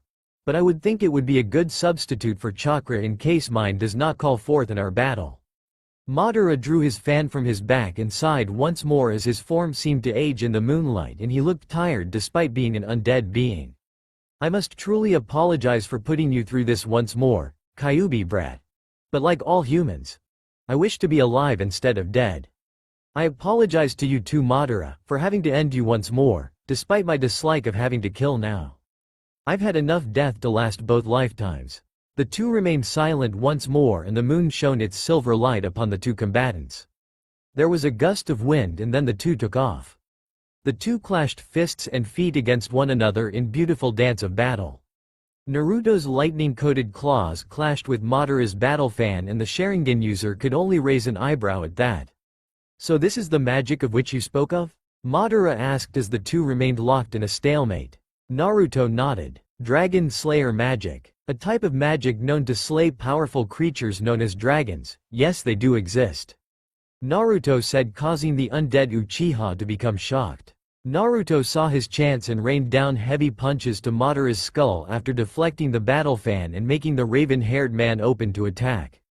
Naruto then slammed a fist against Madara's nose, cracking it audibly before twisting and slamming his elbow into Madara's stomach and then spun once more and slammed a roundhouse kick to the armored man's ribs. Madara flew through the air only to crash into a tree. However, Naruto's eyes widened when he saw Madara was replaced with a log. Chakra works for me here it seems. You're in trouble, Kyuubi brat. Madara whispered as he appeared behind Naruto and slammed a kick to the spine. Naruto's body folded like paper as he was struck, and Madara sent a powerful gust of wind after his opponent via the battle fan. He then nodded before flashing through hand signs and ending on the one for Tiger. Fire style. Grand Fireball Jutsu. The flames mixed with the wind and intensified them, causing them to burn much more violently, and a massive explosion occurred. Trees and dirt scattered through the area, and Madara's Sharingan stared through, watching for any sign of movement. His eyes narrowed when he saw a beam of lightning burst through the smoke cloud, and he raised his battle fan, blocking it easily. He then sent back a gust of wind to blow back the smoke, but his eyes widened when he saw there was no one in the crater that his fire jutsu caused. Instead, there was nothing, and his only warning was a thunderclap. His Sharingan eyes shifted ever so slightly, and he could only stare in amazement when he saw lightning burst forth from Naruto's jaws. Lightning Dragon's Roar. The beam of blue lightning crashed into Madara and sent him skidding backwards, as the Uchiha matriarch had managed to block it with his battle fan. Madara and Naruto then nodded to one another. "You've improved, Kyuubi brat. You're as amazing in battle as always, Uchiha." The two then ran towards each other and reared back their fists. Their right fists clashed before they spun and had their legs smash into each other when they performed a synchronized roundhouse kick. Madara then retracted his leg and went in for a punch, which Naruto dodged. Naruto raised his lightning-coated arms and blocked the powerful swings from Madara's fan. Madara went in for a horizontal slice before spinning on his heel and going in with the flat side of the fan. He then reversed his spin when Naruto deflected it and aimed for a downward vertical strike that resulted in the ground caving in on itself from the force as Naruto went into a backhand spring to avoid the strike. Madara then used the momentum from his swing and flung himself over the battle fan and formed hand signs once more. Fire style. Fire Dragon Bomb Jutsu. A giant orange fire dragon burst forth from Madara's lips, but Naruto quickly coated his hands with lightning and slashed through the fiery entity with a cry of Lightning Dragon's Voltage Claws. Fire style. Phoenix Flower Jutsu. Madara sent forth a string of small fireballs, but as Naruto was about to dodge them, he was caught off guard when the flames dissipated to reveal them as shuriken that were connected to near-invisible strands of wire. The moonlight shining off the wires being the only way for Naruto to identify where they were. Naruto avoided the barrage of coordinated strikes from the shuriken, but Naruto quickly grew irritated from the attacks and quickly punched the ground. Lightning Dragon's Dynamo. A pulse of lightning raced through the air and connected with each of the 10 shuriken and traveled along the length of the metal wires. Madara saw this and began to spasm as the electricity coursed through his body and electrocuted him. Madara then began to smoke and burn, but being undead meant he was immortal and wouldn't die. Although the attacks still hurt, so Madara was extremely pissed off. He leapt at Naruto and flipped, slamming an axe kick into the ground. Naruto avoided it by jumping back, but he continued to jump back as Madara's momentum was carried on into the elder Uchiha, performing 3 more axe kicks, each one leaving a crater in its wake. However, Naruto raised his arms in a cross position to block the last axe kick and repelled the armored shinobi. Madara and Naruto then jumped apart and then ran towards each other. Madara was met with a fist to the face, but he countered by powering through and slamming a kick to Naruto's diaphragm, knocking the wind out of the blonde's lungs as a result. Madara then crashed a series of punches to the stomach before slamming an uppercut to the blonde's chin. Naruto's head snapped upwards, but he was sent rolling on the ground when Madara channeled chakra into his fist and plowed into his chest. The bones creaked and blood flew from Naruto's lips. Naruto coughed as he rose to his feet, but he quickly went into a backward roll to get to his feet when Madara came down upon his with battle fan once again in hand. However, Madara stabbed the fan into the ground and used it as a pivot and allowed himself to use it as a way to hold himself in the air and unleash a barrage of kicks to Naruto's body. However, Naruto raised his arms and blocked the kicks before grabbing Madara's legs and swung the older shinobi over his head and into the ground numerous times. Madara was then thrown high into the air and Naruto leapt after him and unleashed a powerful combo of punches, kicks and lightning attacks that would have killed a lesser man. In the end, Naruto slammed an axe kick to Madara's chest, shattering the chest armor from the force before raising his arms above his head and taking a deep breath at the same time. Lightning swirled to life in his hands and jaws, the lightning in his hands forming into a halberd and the lightning in his maw condensing into an orb. Lightning Dragon's roar. He sent forth the beam of lightning before throwing the halberd. Lightning Dragon's heavenward halberd. The two lightning attacks then mixed with one another as they sped towards the grounded Madara, who now lay in a crater. Naruto then grinned widely as he saw the attacks finally mix and form the end result he had trained to create while he was away from Fairy Tail. The massive blade of lightning fell from the sky like a divine force. Lightning Dragon Slayer Secret Art. Aurora Force. The sapphire bolt of lightning morphed into the image of a blue lightning dragon before slamming into Madara with enough force to cause widespread destruction. Trees were uproots or shattered and the ground was torn asunder.